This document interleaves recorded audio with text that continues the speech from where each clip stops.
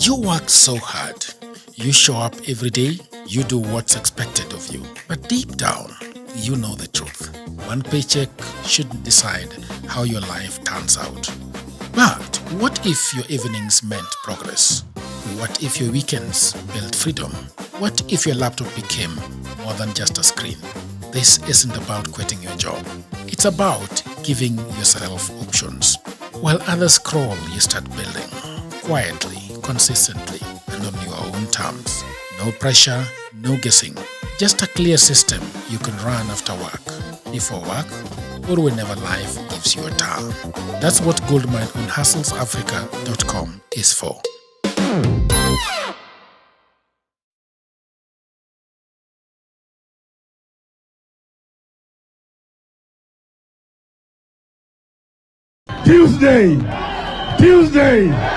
Tuesday. Haikuzo makasi ni watafute uongozi pamoja wasitafute. Kweli una maana gani? Una maana wewe ni binadamu ya mavi ya kuku. Mashamba yetu harambe. Nguruwe kujikanga na mafuta yake. Na Afrika itakwisha.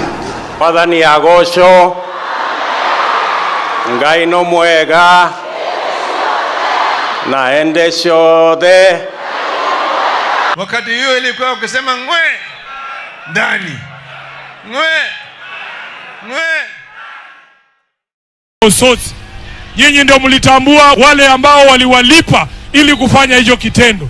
Na nataka niwaambie hapa leo, sisi tumekuwa pamoja. Hata Mheshimiwa Raila Odinga ni mjukuu wa Nabongo. Hakuna mtu atakuja katikati yetu uhusiano ya jamii ya Mulembe na jamii ya hapa Luo Nyanza. Haitawezekana. Mimi Sifuna nimekuwa katibu wenu mkuu wa chama cha ODM. Huu ni mwaka wangu wa 9. Nimetembea katika maeneo yote ya Luo Nyanza. Nimekuwa Migori, nimekuwa Siaya, nimekuwa Homa Bay, nimekuwa hapa Kisumu. Mumenipa heshima, mmenichukua kama mmoja wenu wakati huu wote. Hiyo heshima hakuna siku nitawakosea heshima mimi. Hakuna siku nitawakosea hiyo heshima. Kwa hivyo, jambo ambalo ningependa kusema hapa hii leo, mimi kama Sifuna, kila mtu siku hizi anasema ile kitu baba alimwambia. Na mimi pia nataka niseme leo ile kitu baba aliniambia. Niseme nisiseme. Baba aliniambia hakuna siku sisi kama watu ambao tunaamini kwa haki, sisi ambao tunalinda wananchi, sisi watu ambao tunajua kwamba maslahi ya mwananchi lazima iwekwe mbele, hakuna siku tutatembea na wakora kama Mheshimiwa William Ruto. Haiwezekani. When Sifuna is speaking behalf of the party. Yeah. Na baba aliwauliza, kwa nini mnaogopa bwana? Kuna watu walikuwa kwa darasa ya Raila Odinga. Ngoja tu kijana. Kuna watu walikuwa wanalala kwa darasa ya Mheshimiwa Raila Amolo Odinga. Wewe kama haujaiva, toa jam, wachia wale watu ambao tulikuwa tunachukua notes tusonge mbele, si ndio? Baba aliwauliza, wewe unasema Ruto 2 term. Nani alikuambia ODM haiwezi kutoa rais mwaka 2027? You don't have a candidate. Hey.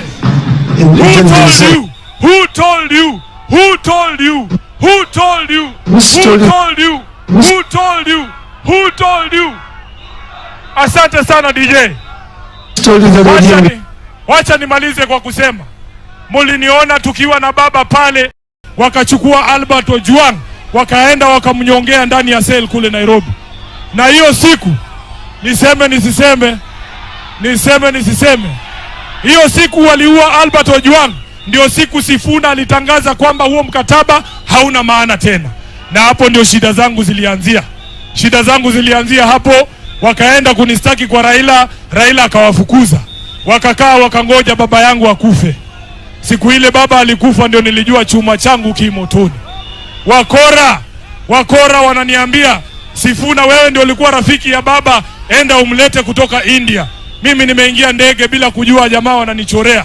Sisi tunaenda kuleta baba, jamaa wamekaa hapa wanaweka hila kuingiza Mheshimiwa Oburu kwa ofisi ya party leader. Mimi nikirudi na baba nakuta tayari wamefanya hiyo mabadiliko.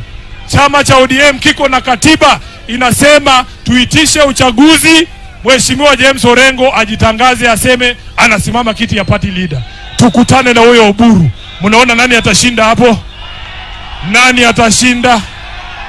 Orengo ama Oburu? Party leader Maru akuja. Alright, hello there people of the internet, my name is Rujegero and I hope my sound is loud and clear. It is 7:30 or 7:36 in the evening and we are live at Political Headache. Things are happening. You know, the temperatures are so high, I'm wondering, are we able to sustain this for another 1 year and something plus? I wonder whether we are going to get tired. Today I am with very serious people on the podcast. Today we are 4 of us. Is the sound there? Sound is there, very good. We have 4 of us on a new table at Political Headache. I told you that we are growing. People are giving us money. People are giving us encouragement. Everything is flowing very well. Very well. All right, so therefore, we are very, very, very happy. So people of the internet, welcome very much. I want to start with Odhiambo. Shall we allow the visitors? Of course. Right? Yes. So I will start with Mr. Yogo on the other side. I want to give each and every person an opportunity to, tell us your name, what you do, how you put food on the table, if you're a goon, if you're... Mr. Yogo, please. Yes. Okay, my name is Yogo Carol. Okay. How I put food on the table. I work at USIU Africa as a senior researcher and also the chair of the staff council, that's the political wing. But here I'm not sitting on behalf of USIU. I'm also a researcher outside here. And looking forward to interact with you. Okay, very much. Yes. Odhiambo is telling me that we need to change seats. I don't know for what reason, but you know, this is now something that is getting from the bench on the other side. I want to go to my brother here. Your suit looks good. I don't know what this one is. Is it the seal of Nairobi County? This is the emblem of Kenya. Of Kenya. Oh, beautiful. Please go ahead and introduce yourself. Thank you, Jagero, for having me here. My name is Dr. Ben Gigi. I'm the incoming governor of Nairobi County. Very nice. And I'm also a PhD student from the University of Nairobi. Okay. And of course, I'm also a businessman in Nairobi. I have a company by the name of Azaz Consultants. I consult in matters finance and management, and also Azaz Insurance that deals with the insurance services in Nairobi County. All right, amazing. I have the government. Apologies, Mr. Odhiambo Otieno. Mr. Odhiambo Otieno, how are you doing? Amazing as usual. Okay. Yes. Let's talk about, I also have 2 gentlemen that is seated. I don't want to call these are not DNs, but I want to... Studio B. In Studio B. Yes. It's Mr. Fidel Castro Ongoya. Yes. Fidel Castro Ongoya is a fixer. Cameras. I don't know why this gentleman. Do you know this guy knows more than I know? Yes. Yeah, he knows more than I know. Is everything all right on the deck? Everything is okay? Mr. Ongoya, I want you to introduce yourself, please, and let the audience know about you, because I know you are very, very known, but some may not know about you. Thank you very much. To people of the internet, my name is Ongoya Fidel Castro. I'm a youth leadership alchemist, currently serving under the office of the Deputy Party Leader, Sifuna Party, as the Comrades President there. Thank you very much. And we have the other gentleman next to him. Was it sound good? All right, great. Yeah, my name is Kisaman Kizito from Narok Town. Okay. Last year, last by-election, I was aspiring MC in Narok Town. Okay. With the Sifuna Party. And I was number 2. So this time I'm willing that next time I'll be the MC. I remember actually when Joachim was going to Narok. So you're the gentleman that Joachim was going to Narok to campaign and support for. Yes. All right, very, very well. It's also important for them to tell us whether 1 term or 2 term. So that we know where we are standing in this. No, Odhiambo, no. Odhiambo, you are such. Where is? They say it's in line for the guests to tell us if the 1 term or 2 term. That's a dangerous ground. Okay, let's take a vote. Do you think so? No, right? No. Yes. No, I think it's a democratic country. Yes. You should choose where you want, but personally, tunasema 1 term. Yogo, unasemaje? To me, I don't think I want to support the idea because there are people who are undecided still. Who? They're still watching whether to go for 2 term or 1 term. You're undecided. You're one of them. So you are sitting. The term is still not yet full. So. Okay. Yeah. So you are undecided. Undecided. Term is not yet over. Okay. It's there until next year, August. So it's high time you may contradict yourself. You may say you are one term now, then by next year you change your mind. So yeah, or you are 2 term now, you change your mind next year. So it's that's a dangerous.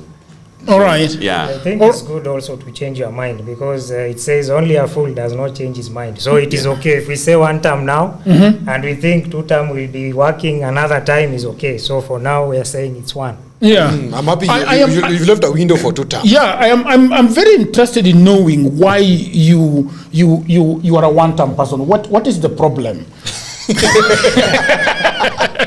Hey, I like the question. Yeah, what is the problem that we are having as a country? You see now, Jagero, once the president assumed power in this country of Kenya, we gave him our votes. Personally, I voted for another Mzee, lakini we gave Ruto as a country. And what we are seeing currently is there is a lot of looting, there is a lot of challenges in the economy. Okay. And you see now countries like Chile, when they elected Boric as their president, the first thing they did is to eliminate corruption. Okay. And the country, the Rais is telling us to go, William Ruto, Singapore. The first thing Lee Kuan Yew did was to eliminate corruption in Singapore. Okay. So when we look at this country and the corruption that is heightened in this nation, and nothing is happening, when the president is launching projects, and after that we see that those excavators move from the site, and we cannot see anything in the ground. So we are saying that the president should emulate presidents like Boric in Chile, presidents like the president of Singapore, the president of Norway, and the other presidents who are working for the people of their countries. Can you zoom in a little bit and tell the people of the audience where you think the corruption is more visible? Because when you just say corruption as a blanket statement, perhaps it is it's not, people do not understand when you say the government is corrupt. Can we have a little bit of explanation on that? I'll just give one instance. For example, the SHA. We saw the other time that 50 billion had been stolen from the coffers. And of course, the country right now, people are struggling with healthcare. When you go to hospitals, for instance, Kenyatta Hospital, you find long queues of people going for cancer treatment. And they are not able to get the treatment in good time. They are told come after 2-3 months for one service. So we find that the country is not moving in the right trajectory in terms of also the mineral resources that we've seen from Kwale County. Those Mrima Hills. Yeah, those resources should be sold, and the country should benefit in paying the debt that is ballooning every day. Right now we are doing more than 2 trillion. And if we are able to sell those resources in Mrima Hills, then we can be able to settle up to 8 trillion shillings of our public debt. Fair enough. We have Mr. Yogo, who is a fence sitter. When the gentleman talk about the corruption in government, do you agree? And if you agree, why are you not 1 term already? Oh, I agree there is corruption. And I don't just like talking about corruption. I can give you instances where it's suspected. People talk about SHA, and we have got one that, like right now, we have got fuel prices right now. If you read keenly what the president says about the fuel prices, the reason he's giving behind the fuel prices being high is not convincing at all. The reason he gave, which I believe everybody here is aware, is that Kenya is a second world country, treated as second world country. And the reason why it is treated as second world country is because we have got 22,000 kilometers of road tarmacked. And that's what is making our fuel price to be high, which is the opposite of what is happening in Ethiopia.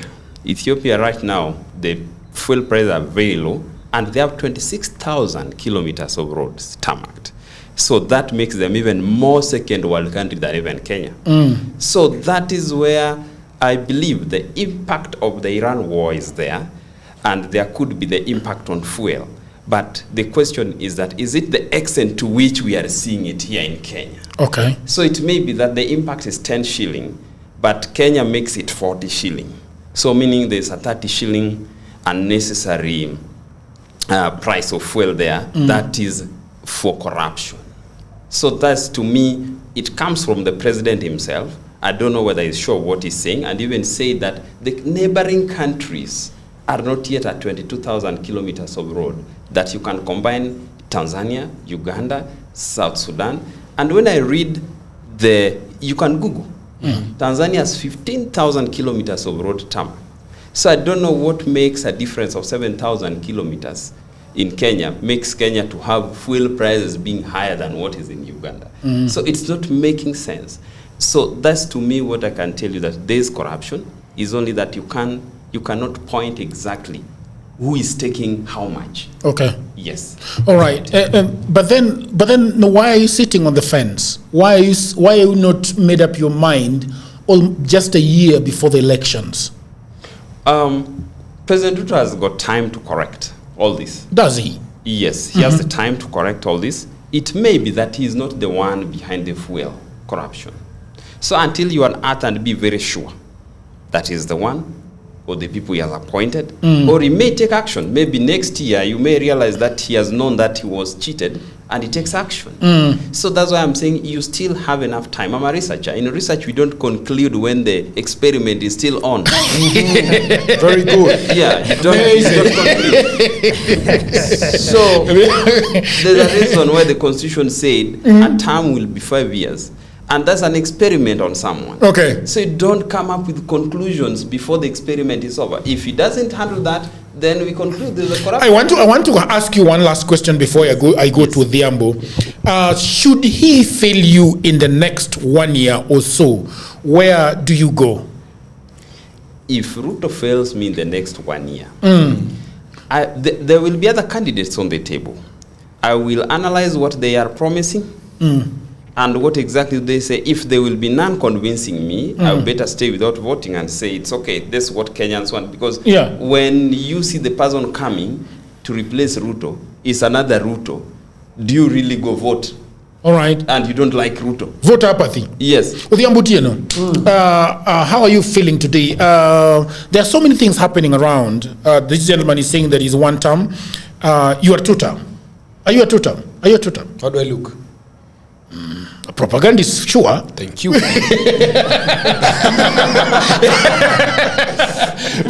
are you two term? How I look is how you perceive me. Okay. Yeah. All right. But go ahead. Tell me about what you think about today's politics. Oh, amazing. Amazing. Kisumu has done me proud. Okay. Go ahead. Because there was some little noise from Raymond Omolo's minions who think that Kisumu is a reserve or a preserve of some of them. Kisumu is the citadel of democracy. In fact, it is the home of multi-party democracy. And when Sifuna and team announced that they were going to Kisumu, there was live threats. And up to this morning, I was receiving information that people were actually planning to clamp down Sifuna's team. Okay. And we made an appeal. All good-willing Kisumu people made appeal on social media. We made calls where we could make. And we asked, please, on the minimum, let these guys hold their rally. Okay. Because in the future, when people like Udurja Giri and Odhiambo Otieno will be looking for the presidency, we'll need to go and campaign in other people's places. And they did us proud. In fact, if I'm courageous enough, I would mention, I think today's Linda Wananchi rally in Kisumu, I would simply question it, the homecoming of Babu Owino. He's done a rally that has never been seen in Kisumu before. That rally is huge. It's only Raila Odinga who has held such a rally before, actually. And it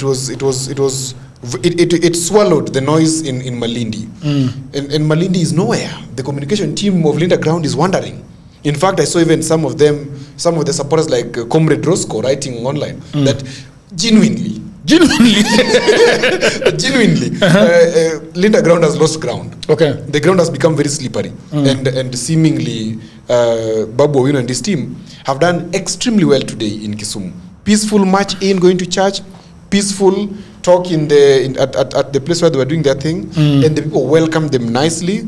And those who took some little money from wherever That is how we need to work. Chukua ukule lakini hapana piga mtu. Hapana piga mtu. That was beautiful. Kisumu.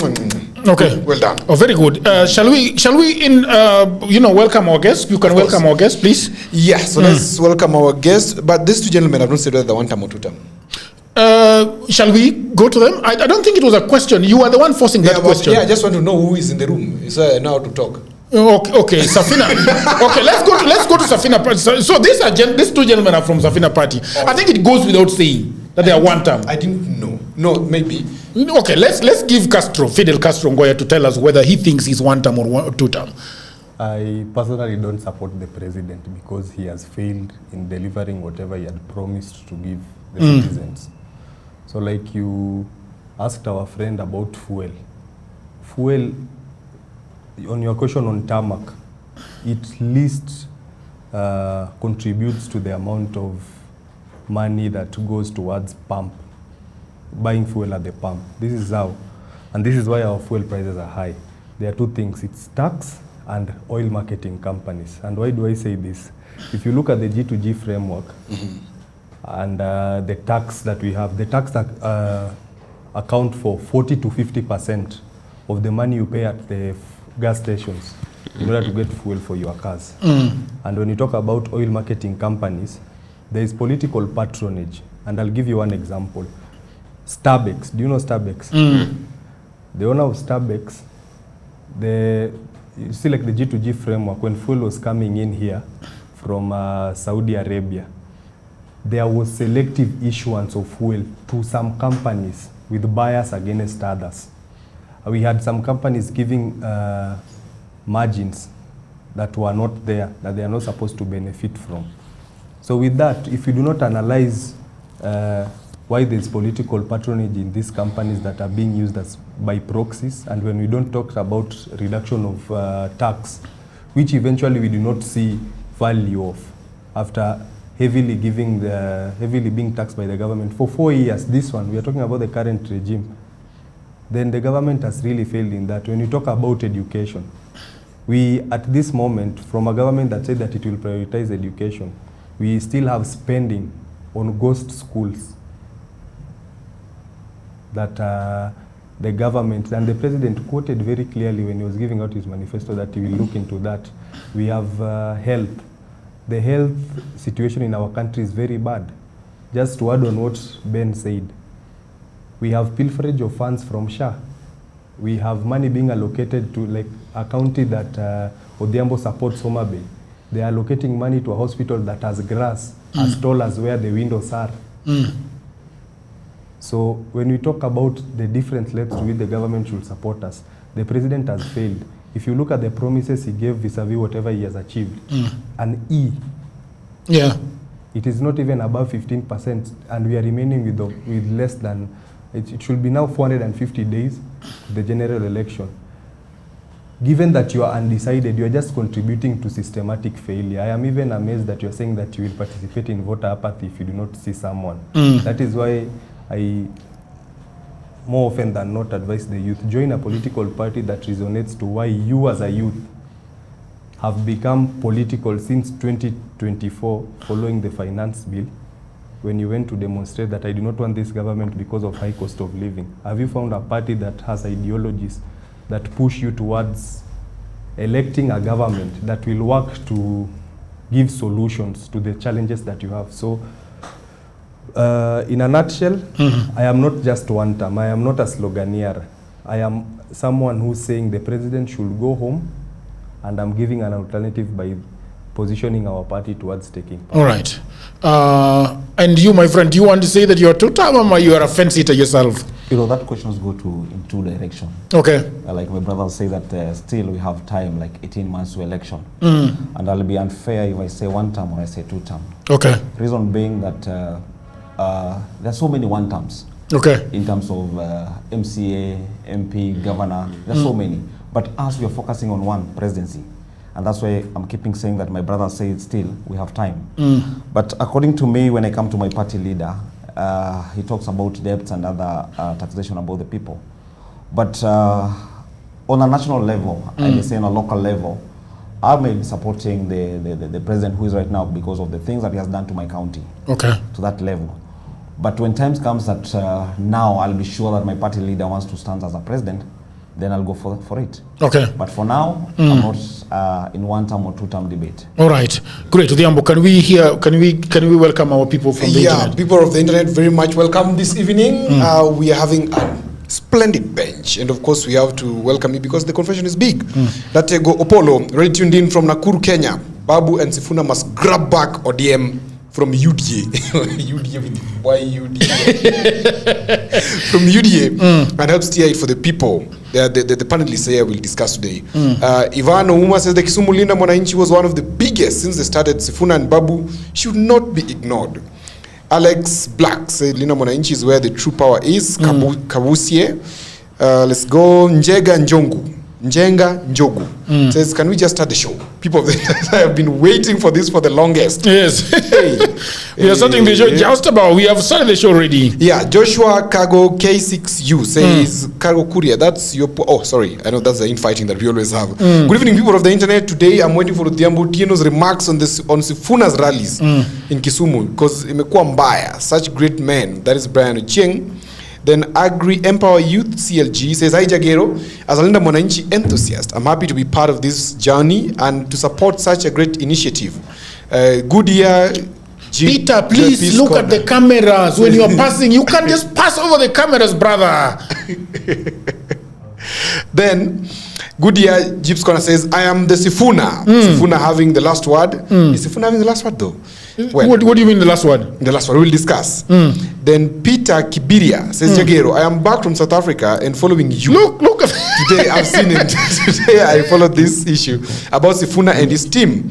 It is not a joke, brother. It may cause a lot of trouble. Okay. Then Joshua Cargo says, people think this is about Sifuna, Ruto, Oburu, Gachagua. No, this is about Kenyans. There's a gentleman who said he's watching from Botswana. A gentleman saying Gigi. Okay. He's one of my good friends. He's watching from Gaborone, Botswana. And he's one of our biggest fans, of course. Yeah. Karibu sana. All right. And let's kick it up. Thank you very much. I want to go to Yogo. Yes. We are going to be talking about, I think let's go into it and talk about Sifuna, because you remember you had 9 keys about Sifuna. Yes. Edwin Sifuna, through the Linda Wananchi movement, he leads with ODM, right?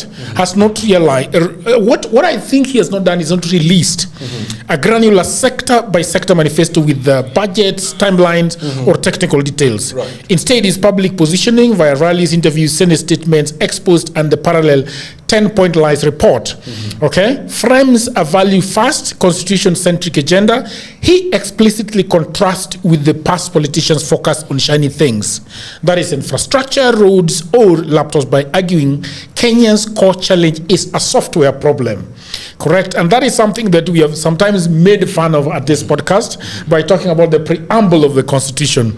So this approach draws directly from the preamble of the 2010 Constitution: supremacy of God, honoring freedom fighters, national unity and diversity, environmental respect, individual community well-being, human rights, equality, rule of law, democracy. Sifuna has described this as the entire manifesto of Linda Wananchi group. Oh, correct? So we did a research. And the central theme of Sifuna is all development decisions must occur in the context of the Constitution. Leadership, he says, must be anchored in the Constitution values. Without this, infrastructure is meaningless. He has questioned dwelling roads if they enable only quick delivery of tear gas to suppressed protesters. Okay, so the key commitments of Mr. Sifuna is defend the rule of law, okay, fight impunity, abuse of office, and misleading public statements. Okay, he also wants to restore constitutional governance and civic consciousness through grassroots mobilization, reject the ODM UDA broad-based or tumbo-based government. As a betrayal. Why is the other fist? What's wrong with you? Can you just read like without So that's what I'm saying. But I'm going to go back and read this. Yeah. But I want us to go back to Kisumu and listen to Babu. Do we have Babu ready so that we listen to Babu? Because let's go back to Kisumu, because I want to ask you guys what the gentleman over here, what they thought about Kisumu. The gentleman is here, Mr. Ongoya Castro, Fidel, yes. And the gentleman from Narok. I keep forgetting his name. Kizito. Olesere. Ole Kisaman.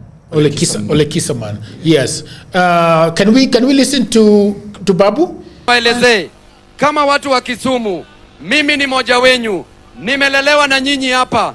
Baba yetu Raila Amolo Odinga alitufundisha kitu moja, ya kwamba tusiwe waoga. Baba hakukuwa muoga. Tulikuwa tunauliwa na baba. Tulikuwa tunapigwa tear gas na baba. Tulirushwa marisasi na baba. Chopa karibu yanguke nikiwa na baba. Alafu constituencies kukampenia baba Raila Amolo Odinga. Alafu wenzetu wanatoka mahali kwingine wanasema ya kwamba huyo babu haezi kana sisi. I want to tell you, if we are not on the table, we will break the table. Wangapi wanakubaliana na hiyo hapa?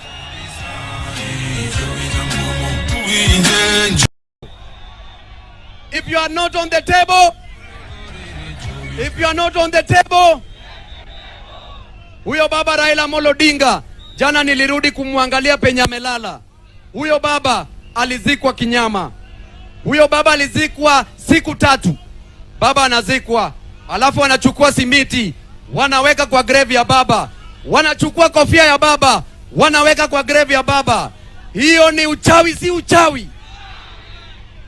Uchawi si uchawi. Na tukiongea wanasema babu ni mbaya. Ni mafala si mafala. Nataka niwaambie vijana wenzangu, wale majambazi wa Ruto walikuja pale Akesha, wakanipata na kunywa chai, ati wakaniuliza, wewe mtu wa one term unafanya nini Kisumu? Ati hapa Kisumu ni mahali pa 2 term. Na wakanipiga. Nataka kuuliza watu wa Kisumu, munataka wageni wakuje hapa ama wasikuje? Nyinyi ni watu wa 2 term ama 1 term? Nataka muonyeshe kidole Ruto aone. Kisumu! Alafu baadaye wakasema kwamba walinipiga ndio Waluya na Wajaluo wakosane. Na nyinyi mmejua sisi Waluya na nyinyi Wajaluo sisi ni kitu kimoja, si ndio? Baba alituacha kama kitu kimoja, na sisi ni mashemeji. Sisi tumeoana. Sisi tunakuja Kisumu, ni city yetu. Nataka mseme Ruto na majambazi wako mushindwe. Ruto na majambazi yako, Ruto na majambazi tunajua wako hapa Kisumu. Nataka mkitoka hapa muende muwashike. Mutawashika? Haya, wacha niende kwa mada sasa. Na hii nataka munisikize vizuri. Nitoboe nisitoboe? Nisitoboe? Unajua sasa ODM tuko na Linda Mwananchi na tuko na wale wakora wengine wanaitwa Linda Ground. Nikuambie sababu gani imekuwa hivyo? Ni kwa sababu mara ya kwanza wale jamaa vile baba alikufa kule India, badala wangoje, unajua sisi Waluya na Wajaluo, mzee wa miaka mingi kama baba akikufa mambo yake haipelekwi haraka. Kama alikuwa na mali, kama alikuwa na cheo, wanangoja, wanafanya mazishi ndio wanabadilisha, si ndio? Lakini hao mwili ya baba haijafika, walikuwa wamekaa kule Ikulu tayari, wamebadilisha, wamesema ati party leader ni Oburu Odinga. Na mnakumbuka kwamba baba alisema kama hayuko party leader atakuwa Profesa Anyang', si ndio? na akasema kama Nyang'nyong hayuko, one of the deputies including Ososi ndio party leader, lakini hao wakaenda state. All right, people of the internet, you've heard the gentleman. I don't know, we are remaining with Orengo, right? And who else? Karoli Omondi and Millie Odhiambo. I want to start with Mr. Yogo. Mr. Yogo, what do you really think about Linda Wananchi? Linda Wananchi, to me, is a mixture of people. Okay. Of which people, I think, are misusing Baba. Okay. Or being closer to Baba. Because people do not know what were behind the scenes, or people have forgotten what happened before Baba's death. Okay.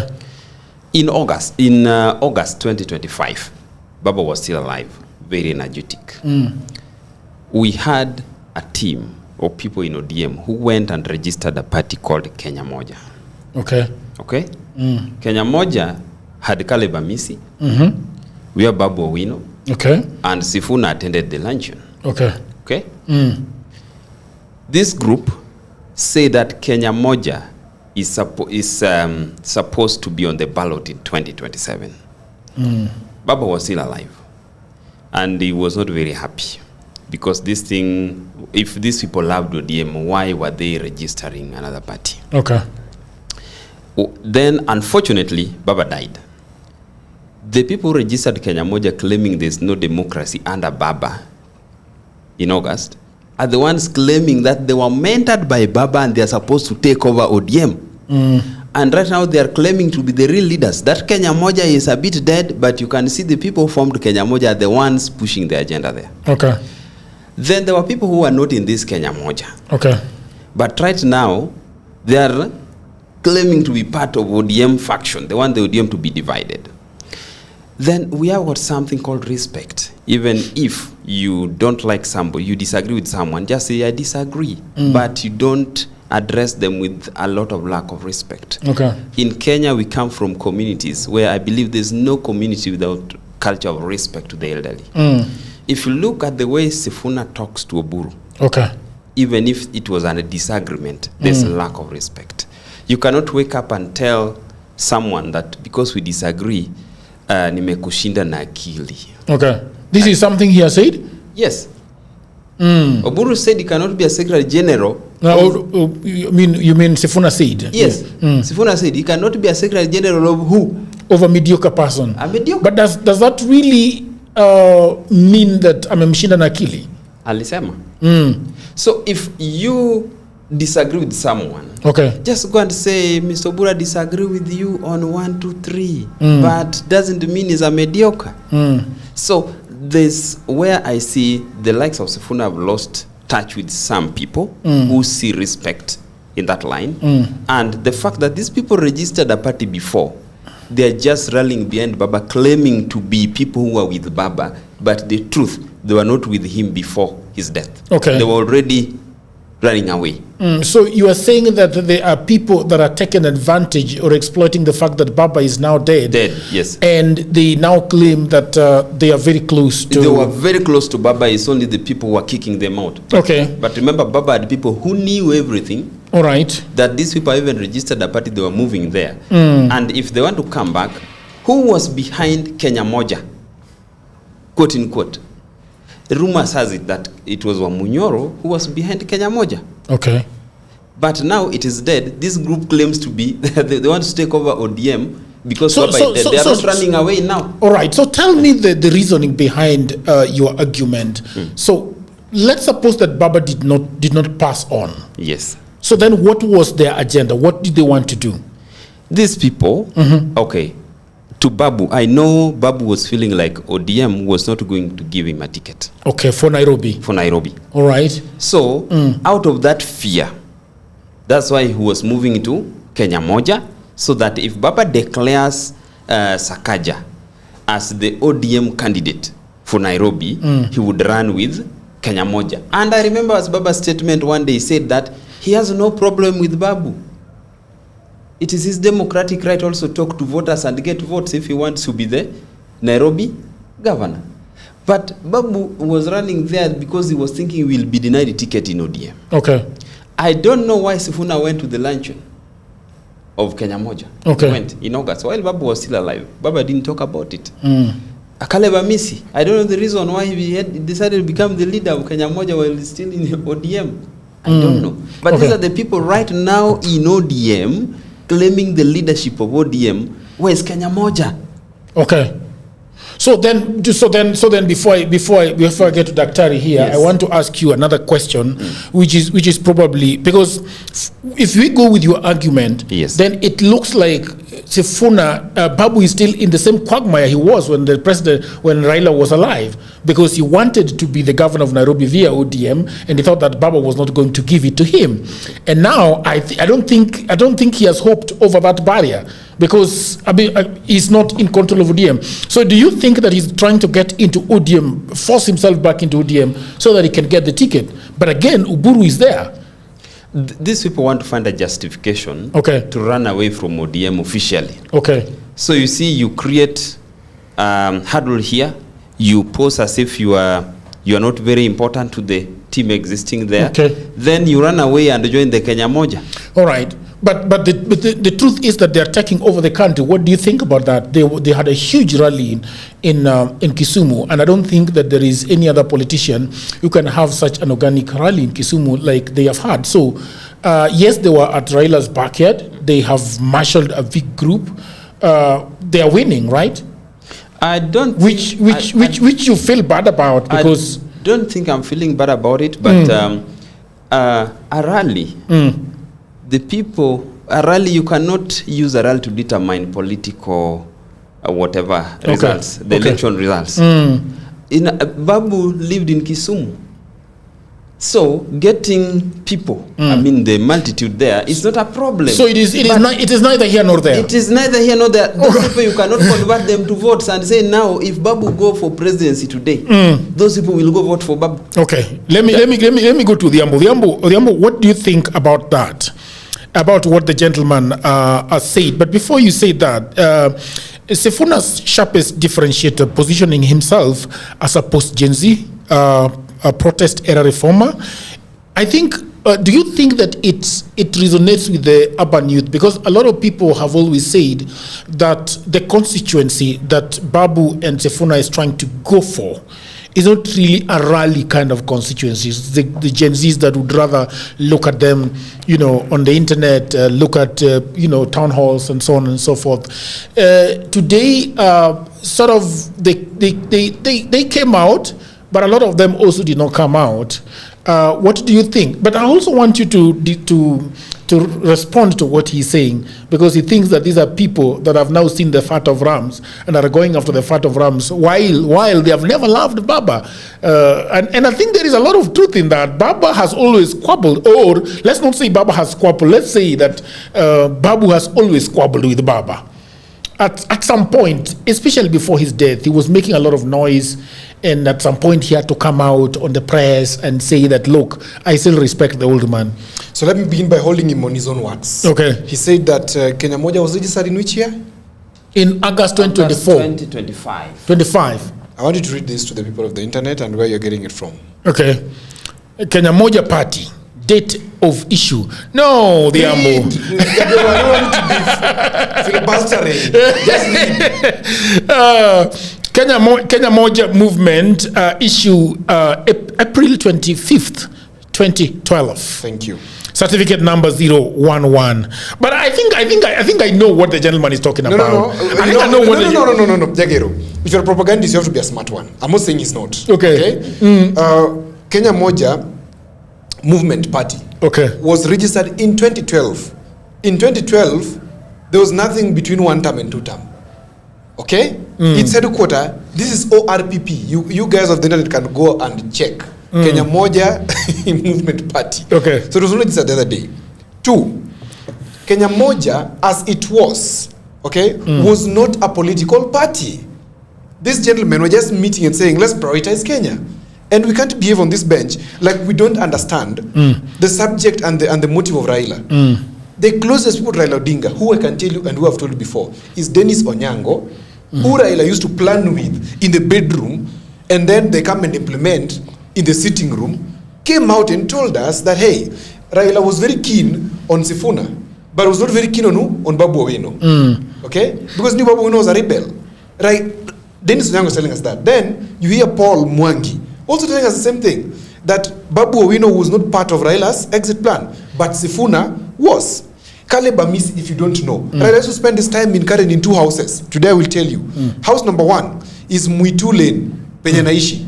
House number 2 is kwa Caleb Amisi. And perhaps house number 3 is Andiwo Mwai's home. Do you know Andiwo Mwai? The gentleman who is always in charge. Hapana hama Nyamanyora? Hapana, alikuwa kwa Nyawanyasa. Alikuwa kwa Andiwo Mwai, kwa Caleb Amisi, na kwake, number 28. Raila. Yes. So these 3 alipenda Amisi kabisa. Oh, deadly. Why did he love Amisi that much? Why? Because Amisi was the special purpose guy who was financed. Amisi is very well endowed in terms of money, that he was going to finance this Kenya Moja wing of things. Okay? And that Kenya Moja wing of things was Raila's idea to exit him out of government in the instance that this thing was going to be a nguro that is difficult to sell to the public. Okay? Which one? This regime.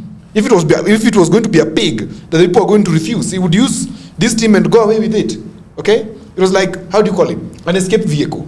You know when robbers go to rob the bank, they have just one packed. Yes, there's a piki here. There's a car situated in Nyayo. There's another car situated in Kisumu. There's a jet somewhere. There's a boat somewhere. So Kenya. There's an XV somewhere.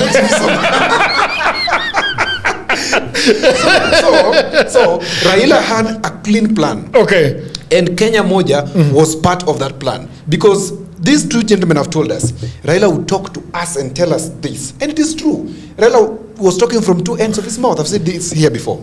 Okay. So this plan was not because this guy said. So Yoko is right. No. He's wrong in the sense that he's saying that this guy's registered a party. That's what I'm prosecuting. And he's also wrong by saying that no, but you're dishonest. I'm not dishonest. Data speaks for itself. You're very dishonest. Okay, just to make it clear. Data speaks for itself. Facts are stubborn. It's the truth. Kenya Moja movement was formed so that there are 2 sides of ODM at first. Okay. And then when Baba joined, Caleb opted to form this party so that he exits and galvanizes the Luya community and then comes back to form a coalition with Baba. That is the mindset behind this thing. An SPV. That's why you see. Then Yogo is right. No. What I'm disputing about Yogo, what I'm disputing because about Raila fooled. Just a minute. Because Raila fooled Yogo. Give me a minute. Because Raila fooled Yogo. What I'm saying. No, what Yogo is wrong about. This is a movement we are talking. This is a pressure group that. It's a pressure group. It is not a political party. A political party exists already that was registered in 2012. He's saying that thing was registered in 2025. You've seen. You can go and check on RPP. That's what I'm saying is wrong on that. I'm not saying it's wrong on imaginations. Okay. Anybody can imagine. So okay? Baba angekuwa Sifuna, you see. But for the bigger picture. Yes. The bigger picture that Yogo is also prosecuting is the fact that these gentlemen were going and meeting, whether it was the launch of a party, whether it was only a luncheon, but they were coming together. And anybody looking from outside was like, these people are moving away from Raila. And that is why. And so, Yogo was fooled by Raila. And that is why we are sitting at political headache, not to talk as pedestrians. Here, we don't analyze politics. Allow me to defend myself. You have your time. Yes. When we come to political headache, we discuss things and we give introspection and versions which people don't have. That's why people are watching political headache. Yeah. Otherwise, we would go to barazas all over. And I'm telling you, once you sit on the bench, you must have intrinsic knowledge of what is happening in ODM and be able to decipher and discern that this is not just ordinary. When these guys were meeting and taking tea, you think Raila did not tell them to go and take tea? Who told you that Raila did not instruct them to take tea? Raila kicked out Magerere Langat. You saw it. Yes. But Edwin Sifuna was being randy and rebel in the party, and Raila's not kicking his ass out. Why? Don't you ask yourself why? Yesterday I told you that look at this political thing very well. This Linda Wananchi thing, there's something about it. These guys are not getting out of ODM. It is unnatural. There's somebody running it. This morning, I received a call. This afternoon, I met the person who called me. And he told me, we are financing Linda Wananchi as part of our exit plan out of this Oburuanga team. So when we're talking politics here, be ready to have insider information so that we share with you see, Governor. We're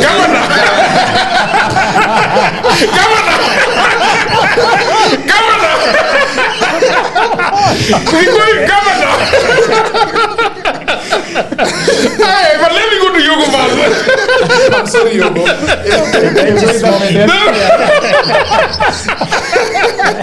The headache is paining. Yogo, Yes. Yogo, why you are fooled by Raila? Let me tell you the truth. Okay, you see, we have got imagination. Okay. And we have got what we've seen in reality. I don't think Raila was willing to lose any part of ODM. To lose. If Caleb Amisi was going to do what he's saying, was going to form a Kenya Moja movement so that they come and unite with Raila and form a coalition. Do you think Raila wanted another coalition outside ODM where he's losing the western wing to Kenya Moja? Then they unite again. As where will ODM have grounds? Because I think Western Kenya was an ODM ground. Yeah. So that's why, to me, it still doesn't make sense to me that there's another ODM in the name of Kenya Moja movement that was going to unite with Raila again to form a coalition. Okay. Raila would not accept the share of ODM in Western Kenya to go down. Okay. Yeah, so that one is something that I think is imagined, but I'm speaking something that everybody knows. Remember the day Paul Mwangi talked of an exit strategy. Do you think Raila alone is the one who knew this exit strategy apart from the advisors around him? Okay. Look, it's very interesting, and probably I want to let the governor speak. And then I'll also give my 2 cents, because what I've realized with this politics in this country, before maybe I should go before the governor, what I've realized with the politics of this country, and the reason why I'm very agnostic towards individuals that are in politics, is because whatever is being said in a rally is not the case. Will never be. Yes. There's a boardroom somewhere. There are channels. If you look at the channels of communication, the wires are running and the calls and the WhatsApp messages, you wonder what is going on. And that is why I was asking the gentleman the other day, Mr.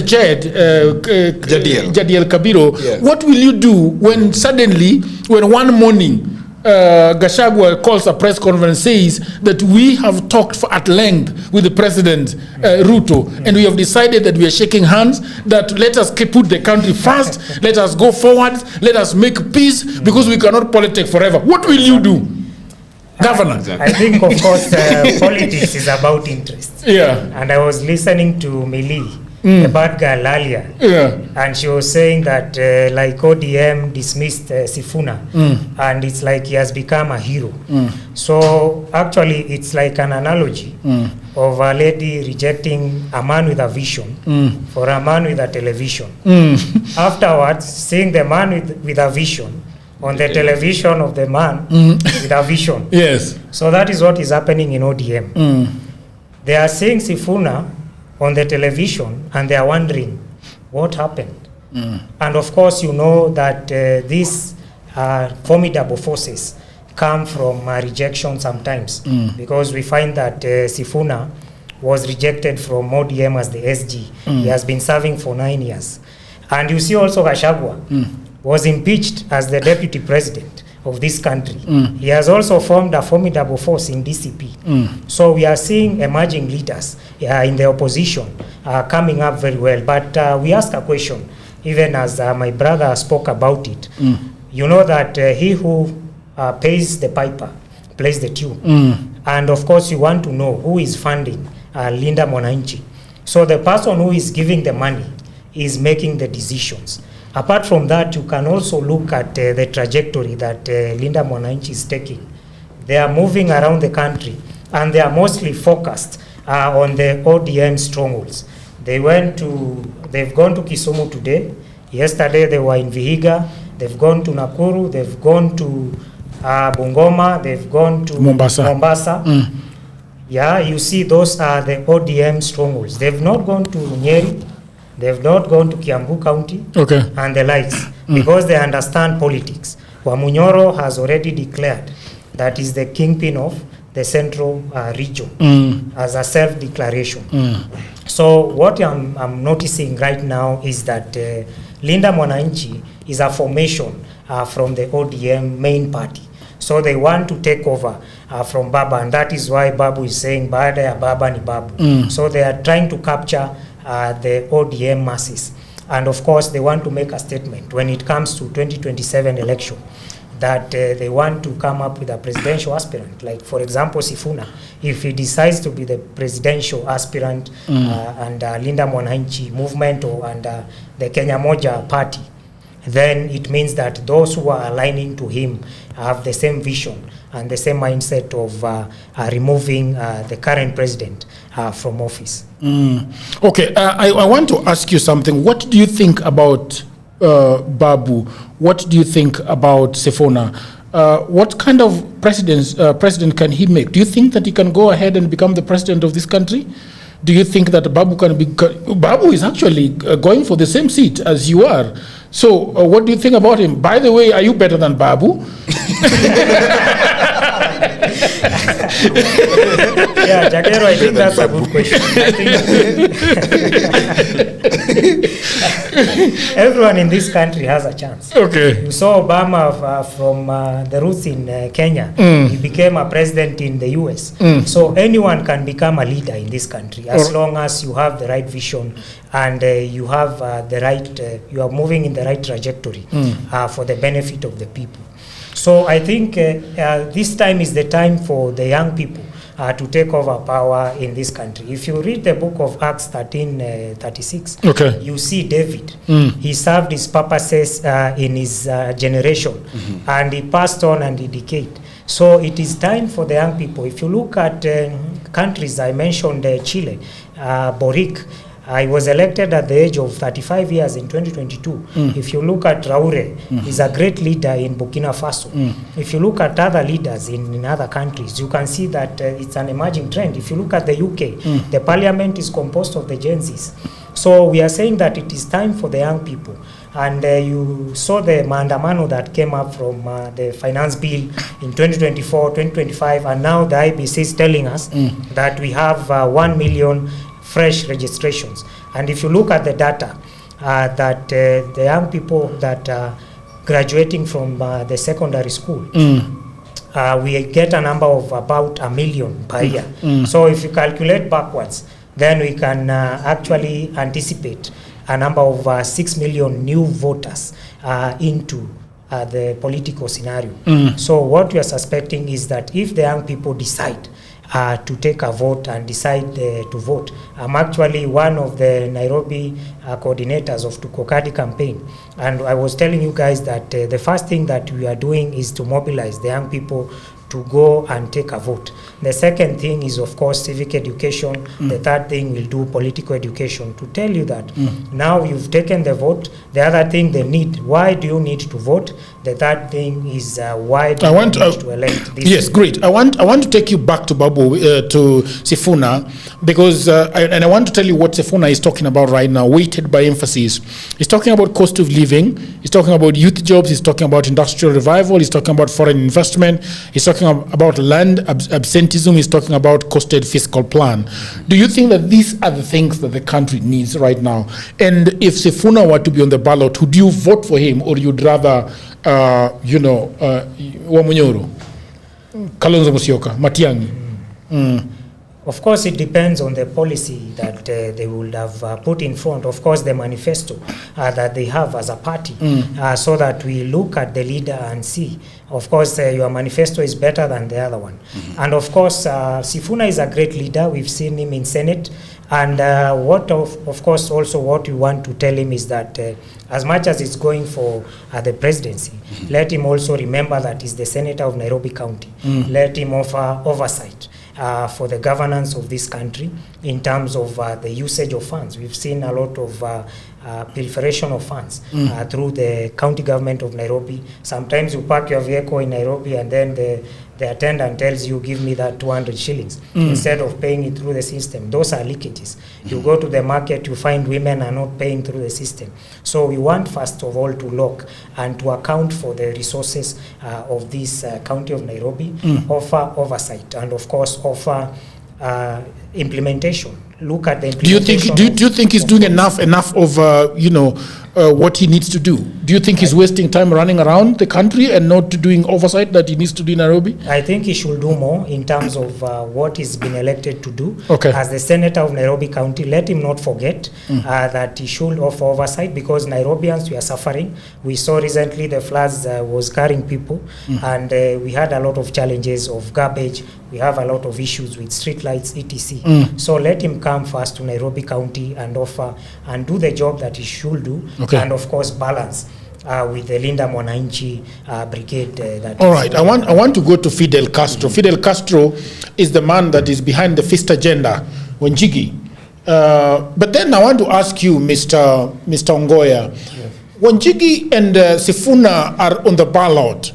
How do you make your decision? I vote in for Wanjigi. Okay. Not because I am from the party, but because he answers the question. And I'll give you, let's start with Sifuna. Okay. That's the main agenda we have today. There's a central gap here. Sifuna has the software, but he lacks the system. Okay. So what is the software here? Sifuna is very strong at talking about constitutionalism, rule of law, anti-impunity. Okay. But Kenyans are not just about what is wrong. Kenyans are asking the question, how can we make it right? He has not been able to answer the question of how, through which means. We can yell all we want about fuel and go to the streets. Like when we were doing, activists were doing mandamano recently about fuel. My question was, you are going to the streets to demonstrate. Okay. I also don't like the government. Okay. But why are you going there? Have we looked at the framework in fuel? Have we discovered where the leakages are? Okay. Why are we having the high prices in fuel? Have you discovered that we have punitive and exorbitant fuel prices? If we look at these leakages, then we understand why I'm voting for a leader. And I'll give you an example for, let me dwell on Sifuna a bit and then I come to Jimmy Wanjigi so that I give you a context as to why I support Jimmy Wanjigi and Willis Otieno. So let's look at Sifuna. You have said that Sifuna has been talking about foreign. There are some things you have mentioned there. Yeah. Sifuna has never said those things on a rally. He posts them on his social media pages. Okay. And you must understand that. And I want to give you an example of Raila. I personally have followed Jacom since Jacom was since I started doing politics, and then now Jacom dies. Jagero, you must understand this.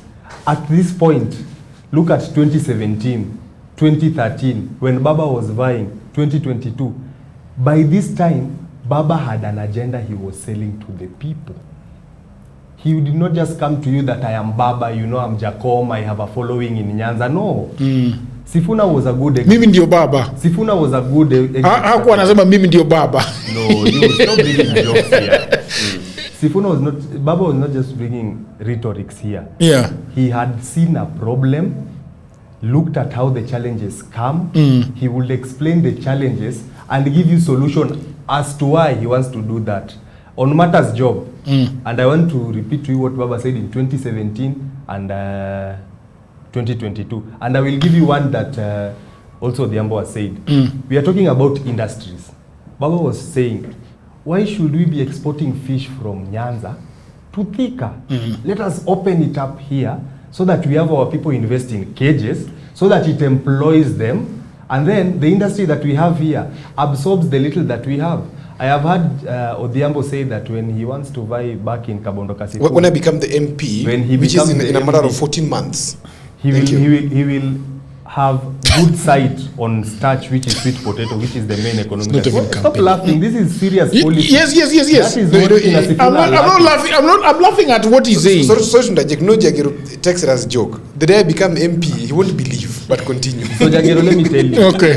The reason as to why, and this is why majority of the people will move away from Sifuna. And they will go to these other tribal bigots that we have, people like Rigathi Gachagua, and that is why people like Babu will also lose. They do not have an agenda on how they will solve this problem. It is good that they are popular, but populism does not give you the credit to be voted in. That's why I also say that when you are a youth, it is not a direct ticket for you to be voted in. So when you are youth, so what? Baba also used to say, you are saying Ruto must go. Go where?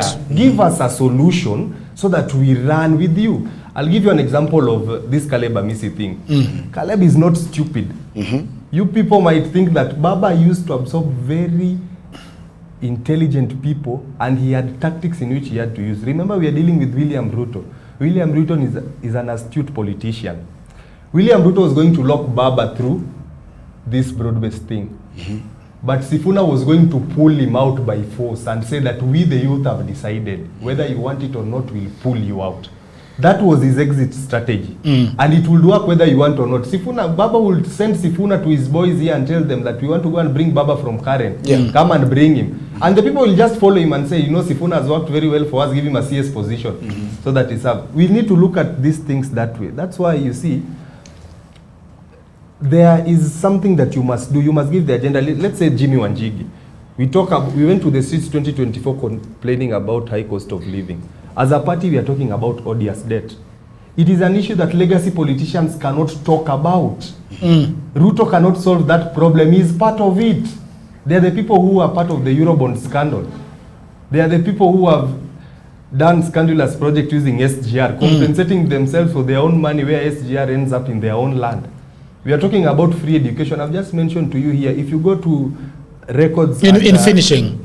Yes, I'll be as short as possible. You see, when you talk about the messes in education, health, we are talking about borrowing. We, as much of the time, compare these governments to Kibaki, that during Kibaki's time it was working. Why was it working then? We are talking about borrowing, which the government is doing heavily, internally and externally. So, as I wrap up, Jagero, let me tell you this. You see, for Sifuna, he was Baba's exit plan. But if he does not use his head to think, you see this postmortem they are doing with people like Orengo, that you know Baba died, now I visited Baba. You will continue visiting there and you will be a forgotten case. You must have an agenda that you bring to the people. It will come a time that Jagero will not want to listen to you because you're just shouting on podiums. You will tell him that I want to solve the problem of podcasting here. Like you might be overtaxed and close this studio down. Yes. So we must, those are the things you will want to listen to. Which government? Those are the things you will want to, it's not just about shouting 2 term or 1. That's why when I started, I told you, I might not be one of the people who will say that I am shouting 1 term. But I first have an agenda that brings me towards saying, I think the president should go for his 1 term because of A, B, C, D. Like you have mentioned, first agenda, it resonates well with the problem of the economy. Okay, great. I want to go to Odhiambo. Odhiambo, a polarized but plurality positive timeline. So 50% are very positive about Sifuna, grassroots, anti-tribal, people-powered.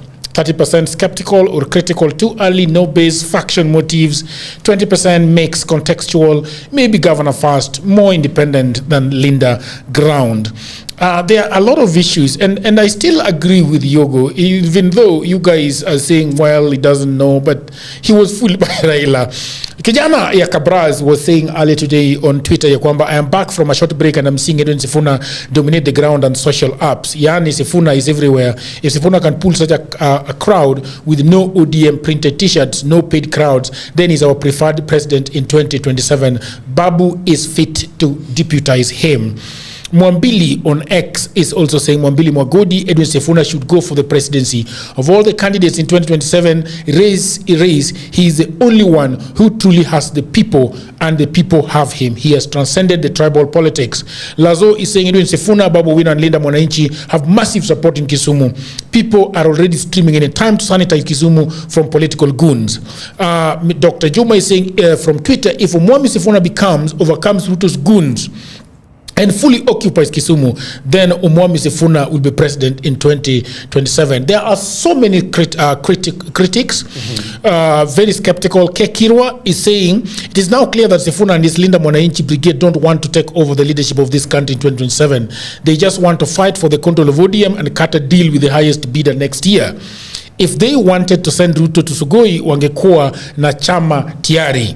Mwelumu is saying is also very skeptical of Sifuna. Sifuna can never, ever take over Raila's base. He has started his campaign too early with no agenda for Kenyans. He will soon retire. Kalonzo has a better chance. Sifuna has no base. Dr. Dennis Ouma finally is saying, which is a very insult angle, Luos don't allow this Luya fool called Sifuna to abuse Oburu Odinga in Kisumu today. Sifuna Babu Owino must be beaten in Kisumu today. So those are the insulting angle. Young family is saying, I will also support Sifuna for president if all Kenyans will rally behind him. So obviously people are very divided about Sifuna and what do you think? We have the gentleman, Mr. Meshach, joining us. I don't know whether we'll allow him to sit here at some point, but maybe we can just give him a mic that is on those. That is with those guys. What do you think? This gentleman here, Mr. Ongoya, right, is a Gen Z, and he's saying that he doesn't like Sifuna. He thinks that he's not going to amount to anything. I have not said I don't like Sifuna. His ideas. I agree with Sifuna to the point that Ruto must go. But past that, I don't have anything. And this is the complication of this whole thing. There are so many moving parts. Like somebody does not. He likes Sifuna, but I don't want to vote you as president. Let me tell you something. Okay. Raila's support base, which largely Ongoya belongs to as well. Okay. Because Wanjigi is an offshoot of Raila, Sifuna is an offshoot of Raila. It's only Wamunyoro that's not an offshoot of Raila. It's very bipolar, including the Kisumu support base. It's that very same crowd that welcomed President Ruto en masse. That very same crowd welcomed Sifuna en masse. That's a very bipolar behavior, because for a long time, and this is not to mean abuse to our audience, for a very long time, Raila and his supporters were abused by the state. At one moment, you're abused thoroughly, you're being murdered. The next moment, you're being fiddled. And you're being cajoled, you're being told, you are the darling now. It will make it to be bipolar. And that's why you find Raila's fan base that it is split between Linda Ground, Linda Wananchi, Ongoya in Wanjigi's team, and all that team are behaving in a very bipolar manner. Okay? It is very normal that and the gentleman who is also in Safina, yes, is waiting for Ruto to finish his term. He's not in a hurry. Yes. To pick anybody. Because let me tell you something. Okay. It is time for leaders to listen to Wananchi. Okay. And that is my take. Okay. Because when these guys come to Narok, they talk about the land injustice that Masai have since 70s. Okay. They didn't talk about it. They didn't talk about the Masai Mara leasing hotel there. They didn't talk about it. And these are the things that affect the local people. So when they go to podium, they normally talk about one term thing. Okay. And this is where the Sifuna and Babus will fail. Because it is time now they should give us an agenda. You should not come to Kisumu and you yap about ODM.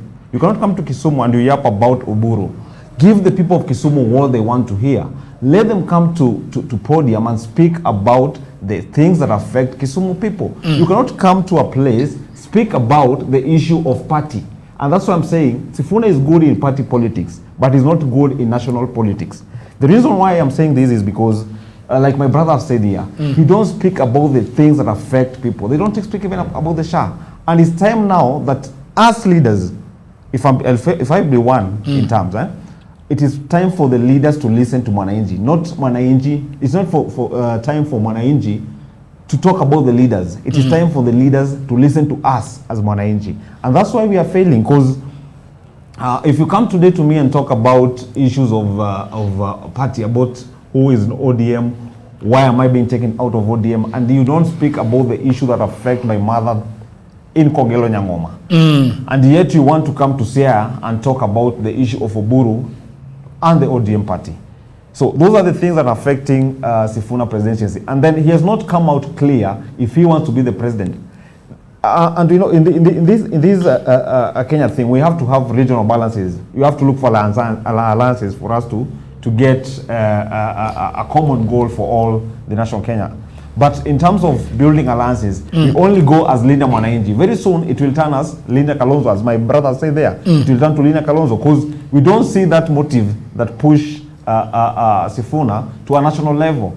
But in term politics, in ODM politics, that is okay. Do you think that Sifuna sort of does not really understand Kenya and what Kenya needs from its leaders? Does he understand? Does he understand the economics of this country? Does he understand where our money comes from, where our money goes, how our money is lost? Do you think he understands that? He doesn't understand, because one thing you should know that most of the international lenders like NHIF, MIF, those ones, they only please the diplomacy agreement. And when it comes to that, I don't think Sifuna has that an experience, because he has not been in a cabinet experience level. Okay. He has been only around the party level. So when it comes to the outside of party politics, I don't think he has that chance for him to plead or to talk with the outsiders that are willing diplomacy, so that you can get the president thing. And you know, also, if we go to ethnetics, a tribe, that means like the Kyuk, the Maasai, those are the tribes, the small tribes. We have to see also the being part of it. But you see, this is a thing like I can say it's a Luo thing. Okay, which one? The Linda Mwananchi thing. The Linda Mwananchi. I think that is demeaning to the prospects of the intellectual capacity of this country politically, because you cannot. He has not even explained. No, wait. He has not even explained. Stop it right where it is happening. No, he has not even explained. Stop it right where it's happening. Yes. I would love to. No. You are a dictator. I'm not a dictator. Let's not go for so long. If we can correct it so that it picks a correct line. But I think that trail of thought is not finished. But saying that that trail of thought is not done. Gentlemen, I'm sorry. My apologies. I'm borrowing 1 minute only. Mike, pardon yako. Allow me. The guy has not finished. 1 minute. He has accepted 1 minute. You have allowed me. Thank you, Jagiro. I'm a good debater. Okay. So what I'm saying is this: we cannot reduce Linda Mwananchi to be Luo thing. When in that Linda Mwananchi, they are visited everywhere in the country. Okay. If it was Luo, they would be cajoling around Kisumu, Migori, Luo land. I think you don't. Once we classify and clarify, I think you don't understand the gentleman. No. I'm only correct. Let him just finish. That Linda Mwananchi is not Luo affair. It's a national affair. You did not insult the intelligence. You did not of get it, Odhiambo. What the gentleman is saying. It looks like a Luo thing. That's what he's saying. That's what I'm saying. It's not right. That's what I'm saying.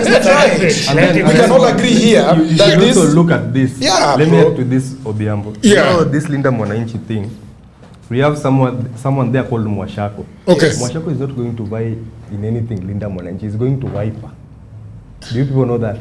Who? Mwashako. Okay, we don't know. He's insignificant. I've never heard of him. Thank you. He wants to buy Tataveta. He's part of the Linda Mwananchi team. He's buying there. So we are not just criticizing Linda Mwananchi because we don't want Sifuna. Anyway, I have supported Babu Owino for so long. But you see, when it comes to governorship of Nairobi, I will not just vote for you because, you know, the problem with the Kenyans is one thing. Kenyans enjoy politics more than leadership. And that's why we fail every time. We just like politics. When we see Odhiambo saying something sweet, unajua wewe ni wa huko mulima, sijui nini, people will enjoy Odhiambo. But when it comes to listening to Odhiambo articulate issues that will help them, Kenyans don't want to listen to those things. Kenyans want things that amuse them. So until we move from this continuous politicry, and go to policy. I really want to thank you very much, but I want to go back to the gentleman to finish his thought because he's talked about these things looks like a Luo thing. That is wrong. You know, because it's not a moral. I tell you, as a researcher, when experiment is ongoing, you just be quiet, to observe until it's over. Of course, but just observe. I don't know why he's so inflamed by. But also in debating, there's a point of order. If you say, bro, you are talking about this thing being Luo, it is false. Let him just finish. So clarify. Okay. Mr. Yes. According to me, this is my view. Okay. And as Kizito, not as a FINA party or as a FINA party candidate or anything. The reason why I was saying that it's a Luo thing is because most of the guys that are patron, I can say the patron, are from the one region. If we get to the other side, Karoli is from Homa Bay, Okay. Babu is from Kisumu, and then Babu Owino? and then Orengo is from Siaya. Okay. That means that's a regional ethnic group. Then when you go to this side, there's a Kalibamisi and there's a Sosi. Okay. Those are the main character. And then there is Sifuna. Yeah, and there's a Sifuna. So these are the main people that we're talking about. What the reason why I'm saying this, I've never had any rally that goes beyond Central Province or the Samburu, the other side of the of Rift Valley, and it's about us. The Lake region and the Western region, because most of the candidate, okay, I can say the candidate who I want to be in Linda Mwananchi are from one region. If truly we speak about Linda Mwananchi and it's Linda Mwananchi, let us have the grassroots machinery, whereby we can find even the same podium. There's a Maasai, because if I feel like I should be in Linda Mwananchi, I should also be coming out with my community as a Maasai. Okay. But we feel it is around only these people who are out of ODM. Exactly, and it quacks like a duck, right? Onyonka is a Luo. It quacks like a duck, The right? last time I checked, Onyonka is a Luo. Yeah. Kibagendi was a lawyer. Okay, the last time I checked, according to him. No, I'm speaking about. He's talking about the principles of the Ambo. You are choosing to listen. I want to give Oliogo. I want to exchange you with the gentleman. Yes. But I want to give you an opportunity. Yes. Do you think that this is a Luo thing? Before that, Jagero. Yes. Because I want to move because I'm going back to Narok, so I'll have to leave my mic to my friend. Yes. You're gonna leave it to him. Yes. He's gonna leave it. Yes. But once he's spoken, yes. Yes. Then we will have Nani okay. here. This is my thinking. From his point of view, explanation on those who are active. Okay. If a movement, leaders of a movement, informs the regions. I mean, if the leaders of a movement informs the naming or whatever the association, the way he's saying it, then he's right. Is a Luya thing, because if you look at those who are active, they're from Siaya and Luya land. Okay. According to his whatever. But to me, the Linda Mwananchi thing, I always see them go to even to Mombasa coast at times. I do see them in Kisii at times. So to me, I don't think it's a Luya thing. I don't think so. Okay. But if you look at those who are active, you may judge them that way. Okay.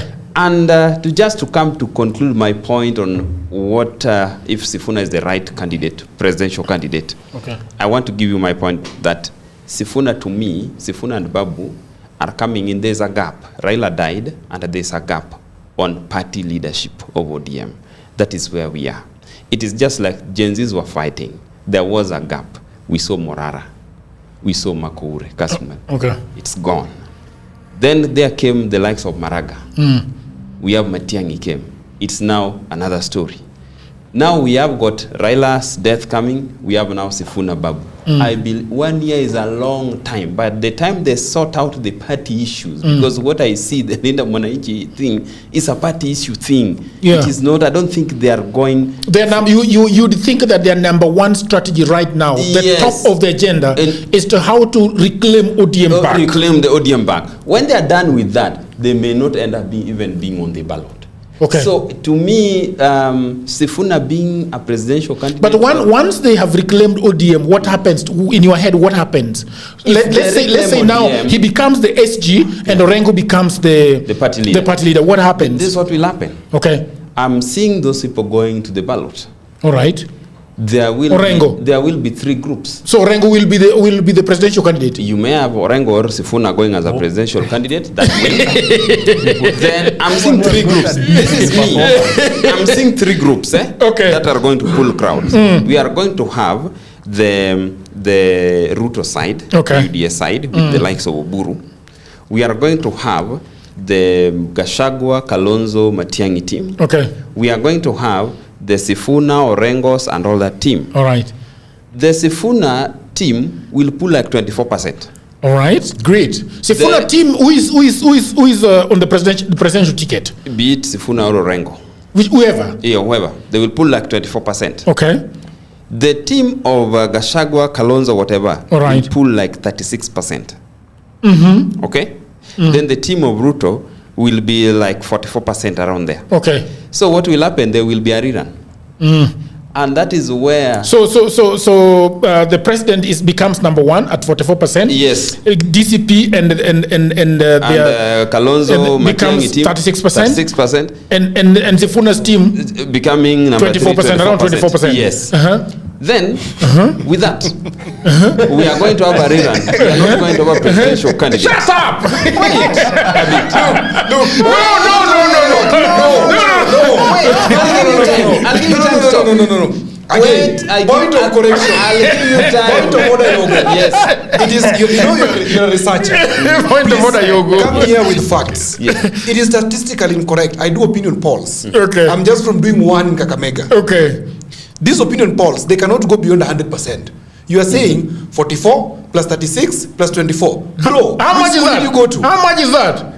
104. It is very close to 100. What is possible? Okay. Let me do this. Okay. I agree with your point of order. I agree with your voters.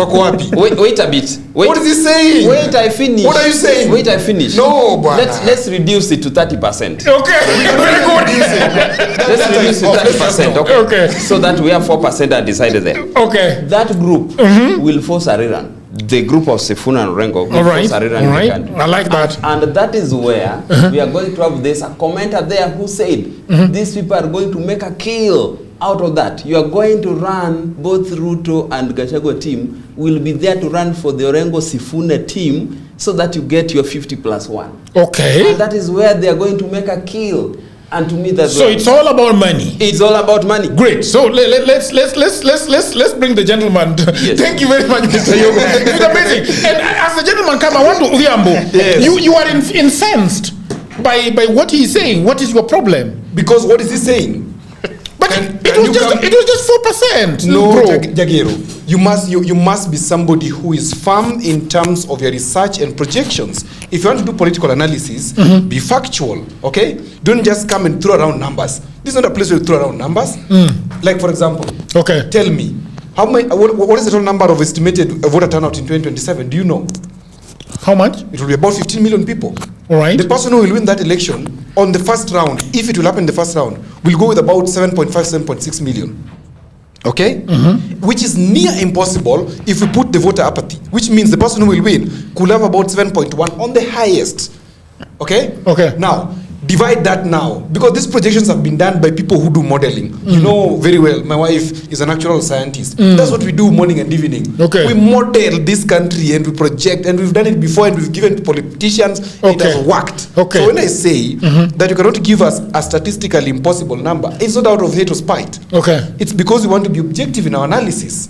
This is political headache. This is not a random shop where you come and just speak. No, I mean, surely. No, I think I corrected my point by saying let's give them 30. Give them 30. What is the problem? The other and his wife are very incensed.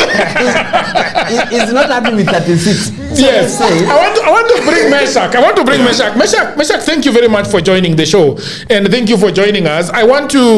We are talking about Sifuna. Yeah. And it has been very heated when you are not around. Yes. And people are wondering, this gentleman is saying that Sifuna and Babu wanangoja kukata maziwa. Wanataka push all the way to the presidential election. We're talking at 24%. Wakisha toka na 24%, wangoje wa Munyoro na wangoje Ruto wakate maziwa. So, but then that's not the question. The question is, what do you think about Sifuna and Linda Wananchi Brigade? But also you can take your time to introduce yourself so that people know where you're coming from. Thank you very much. Thank you, Jagero. My name is Meshach Odede. Mimi ni mwanachama wa ODM. Okay. Yes. All right. And mimi si Sifuna. Okay. Yes. That is put on the table very straight. I like it. Do you like it? Of course. As a man who knows himself. Yes. Okay. This is what I think. I think Sifuna, Babu, and a few group in the ODM, especially that younger generation, saw an opportunity. And like we say every time out there, ni telo ikao telo kumingato in my language. Yes. Power is taken. The violent take it by force. Yes. The kingdom of God suffereth violence. Suffereth violence, and the violence takes it by force. Okay. So I think they are looking forward to other 2 or 3 elections coming. Sifuna is building himself for this seat, but not in this election. So people are actually rushing Sifuna. This is why I think so. One, the whole thing was launched and they started with Mbwembwe and everything you can talk about politically. Okay. Then a week, 2 weeks, when they launched the Linda Wananchi website, okay. Sifuna was actually looking at the numbers, and Odhiambo says he is a statistician and he does all this every day. Tell me why up to now they are not about to hit 50,000 people on the platform. They say that Ruto blocked it. It is not blocked. Even if Ruto blocked it, it should have been more than 50,000 by the time Ruto was blocking it. Okay. Because Ruto just didn't wait for them to launch and block immediately. Yeah. So there's a time he made a post on his Facebook page and said, no, Sifuna, and said 25,000. That was maybe a week or 2 after the launch. And he said 25,000 can give you MCA in Nairobi and can give you a member of parliament in some part of this country, but certainly not Senate in Nairobi and not anything bigger than that, not governor anywhere. So that was a signal to the young generation following him and branding themselves Sisi ndio Sifuna. He was simply telling them, you are either lying to me or telling me things that I don't understand. Okay. But if I was to understand what you're telling me, it would mean that today you are reducing me to an MCA somewhere in Nairobi and not even a senator of Nairobi, because 25,000 takes me nowhere. So much as you're branding yourself Nyinyi ndio Sifuna, the action is telling opposite. And then I said someday, when he had his issues with ODM, and I remember when he called for the press conference and went to court, everybody was on social media still telling him, this is the number, get out of ODM. And then the confusion came. The man you are getting out of ODM to follow is actually going to court to remain in ODM and remain the Secretary General. So his supporters got confused. And then up to today, he is still following that with all his might to try. Look at Ososi. He said, I am not going to contest that thing, whatever deputy party leader. If they threw me out, I am accepting to be out. Okay. But Sifuna is still following. So it means people who are trying to leave ODM to follow him are getting confused somewhere in the middle and are not joining. And now the question was, he happens to be very popular, including in the regions of Mount Kenya right now. Sifuna is actually at par with Rigathi in Mount Kenya in popularity amongst the young people. Where is this coming from? Every other young person you meet, and statisticians will confirm this, will tell you whether they are supporting Rigathi or they are not supporting Rigathi. Around that place, they will tell you Sifuna is a good leader, according to them. But now the question is, why are they not joining Sifuna's party?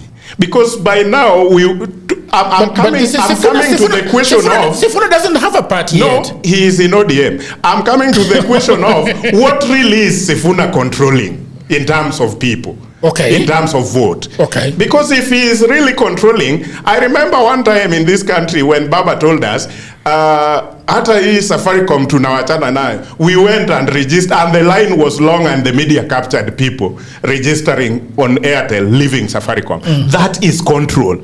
So today we want to claim that Sifuna is actually that leader, that Jogi Ababa is in him. He is actually controlling the masses. But people can't register in his platform. People can't follow him to join ODM, because once he said, I am not leaving ODM. I am, even today he introduced himself. Nimesimama hapa ikiwa ya Mwenyezi Mungu, ikiwa tarehe ngapi, and I am still ODM Secretary General. So all these people who claims that sisi ndio Sifuna, why are they not joining ODM? Because that would tell control, for sure. But they are not joining. There are people who have never been in ODM even one day. They are claiming Sifuna is the best leader, and Sifuna is claiming I'm the Secretary General of ODM, and those people are not joining ODM. And you want to convince me that this is a man who has control. You must think twice about this. The beauty is that this discussion was not centered around Sifuna and ODM shenanigans. Okay. But the reality of what he is espousing here, as you can hear clearly, is ODM, where he comes from, is behaving like that abusive boyfriend that has a girlfriend that does not want, but is very happy to have this girlfriend. Do you get the point? Like, stack him as a mtwanga, like in Ukenda club, no you are so happy. Yeah. Okay? No, Jagira was delving on whether there is control really or not. It is illusion. Who cares about control? What does but politics is control. If you don't care, then what are you doing? Now let me teach you politics, my brother. No, you have no right to teach me politics. I can't. No.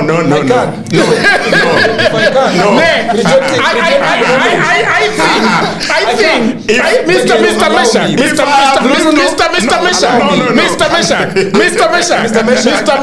you will listen the way I've listened. Yes. But umemkata. No, because I still wanted to ask him a question. I wanted to ask him a question. You listened, but I was not teaching you. I was giving my opinion. Okay, but now you want me to listen to teach me. That is wrong. Let me give you my opinion. Just give your point. Let me give you my opinion. Okay. Because you are so clean. And that is what is disturbing me. That when you talk about power, you're not talking about control. Power is never about control. Power is about influence. And what is influence? Control. Influence. No. Influence controls. Google. Influence. Forget about influence. Google. This generation of Google. Forget about Google.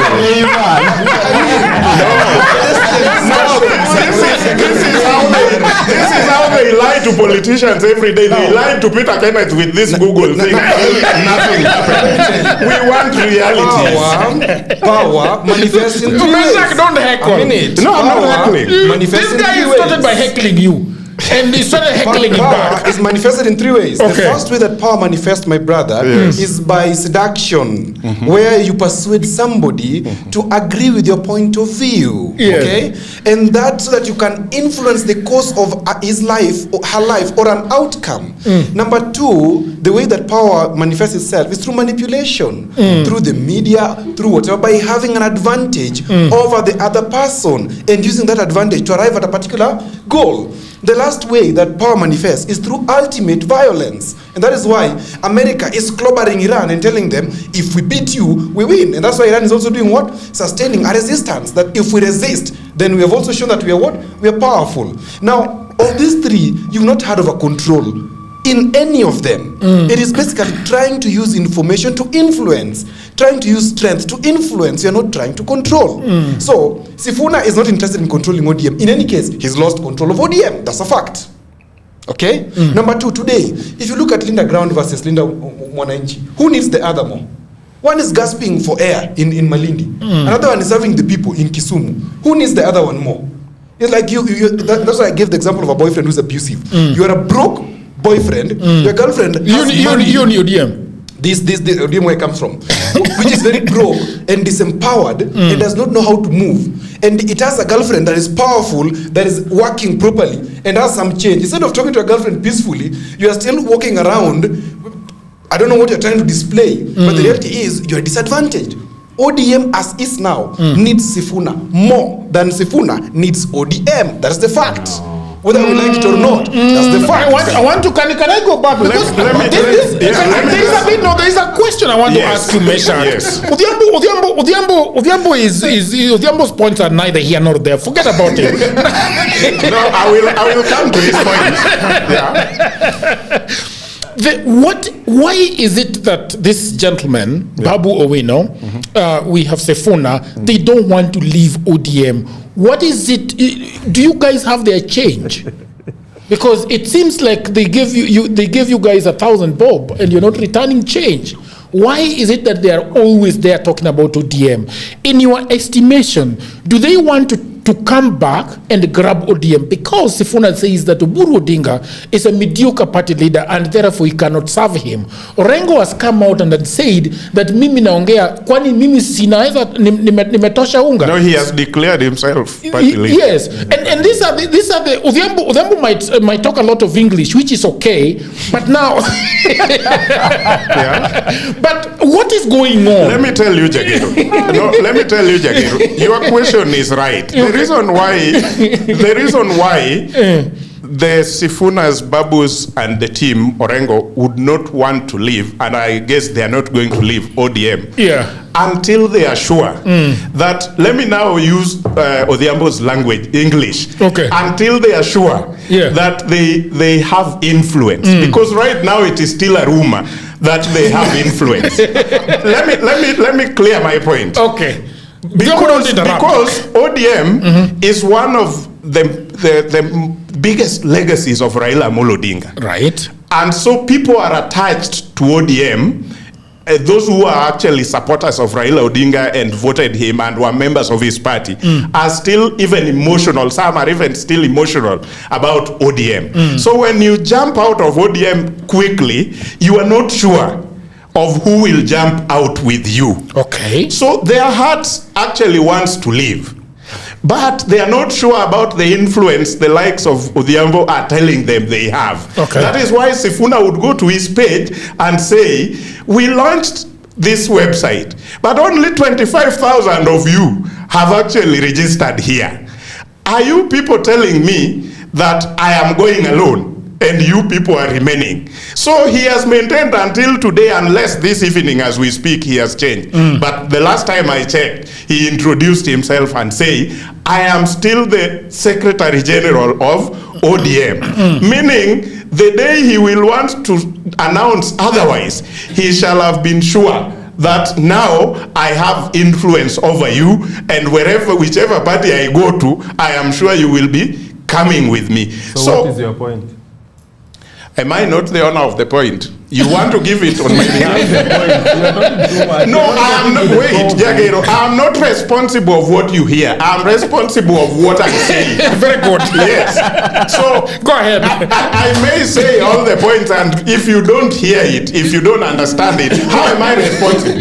How is it my responsibility that you don't understand? I like it. Yeah. So this is what I'm saying. Okay. When they will be safe and sure that they have enough total influence over the people, that when they say, for example, this is just an example, amongst them, Caleb has already gotten a party. It is Renaissance Party of Kenya. Renaissance is being launched out there soon. When they will be sure that we actually have the people, we can influence the people to come with us to the opposite side. That is when they will go. But for now, they are still testing waters, and they will go to all parts of this country to see if this thing is working. But coming to somebody like Orengo, I mean, we don't understand why an authority, because in law in this country, Orengo would definitely be one of the authorities. He has done very well with legal matters. I am not a lawyer myself, but I don't understand why he would claim that Oburu was given that position illegally.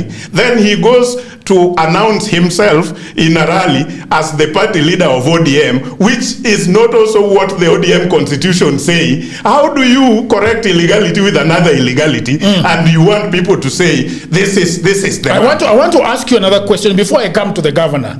I want to ask you a question. What is the end game for Team Sifuna? Because we have His Excellency the President, Dr. William Ruto, who is perhaps one of the only presidential candidates for 2027 as we speak. We don't know of any other. No one has come out and said anything about that. True? Yeah. Very good. Yes. So what is the game plan here in your estimation? Because at the end of 2027, at the tail end of 2027, we are going to the ballot box. This is the end game, according to me. Okay.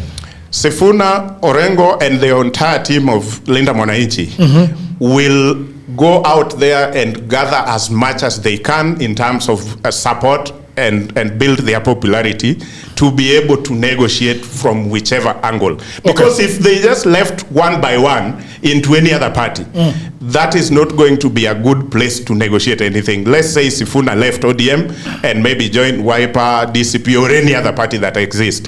You have nothing much that you are bringing on the table to start negotiating for anything you would love to have more as a politician. But tell that people that I'm coming with people.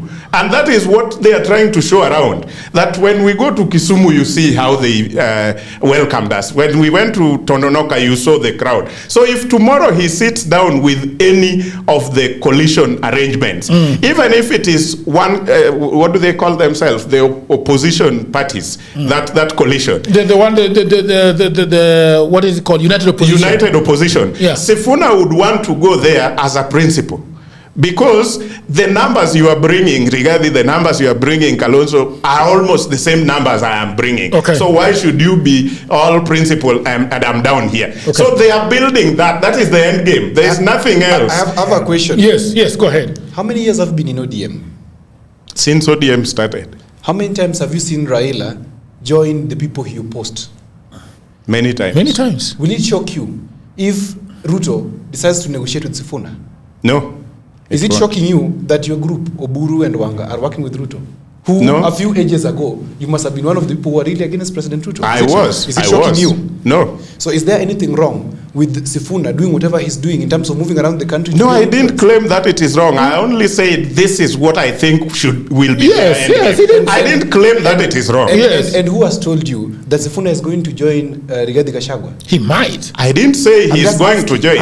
I'm only saying he is going to marshal numbers and have something in his hand to negotiate with anyone. I asked him a question, and he was trying to tell me, to give me an answer of what his thinking is.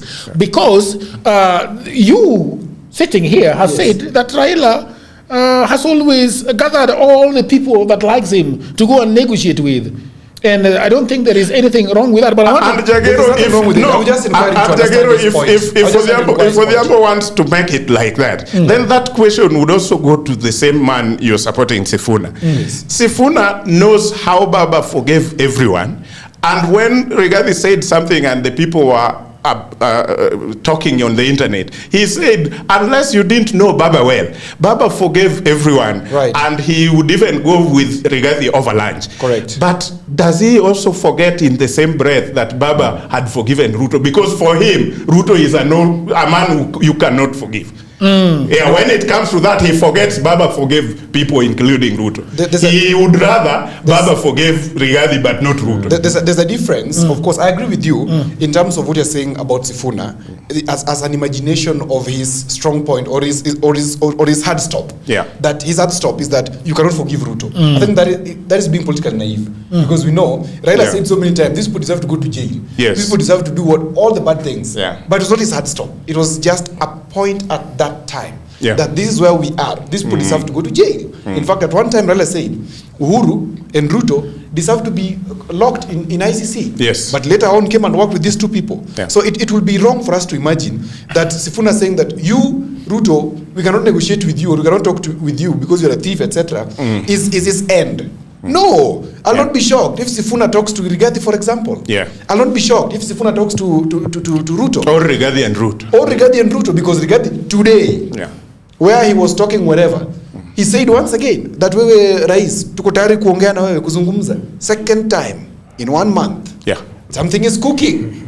So in case these people, this Sifuna guy joins Ruto in whatever form, let's just be very tolerant of this fellow. Let's not beat him so hard, because he's just our son who has built a home just next door. Let's not be so hard on him with all manner of vitriol, like I'm hearing you speaking from the pain of your voice. Let's just discuss it with kindness. No, I'm being accused. I support President Ruto. Genuinely, I do support President Ruto. But I can never speak against another leader with so much vitriol in my voice. Can we just speak about... But Sifuna himself is talking vitriolly about President Ruto. He's throwing words here and there, which is political grandstanding, which is okay. I'm grandstanding here and there, you see. Yeah, just here and there. So his grandstanding is allowed. Mine is the only one that is not allowed. Governor, please. To me. Okay. Yes, Governor. There is a tug of war between Odhiambo. Yes. They both belong to ODM, by the way. Mwingine anakata maziwa kwa Ruto.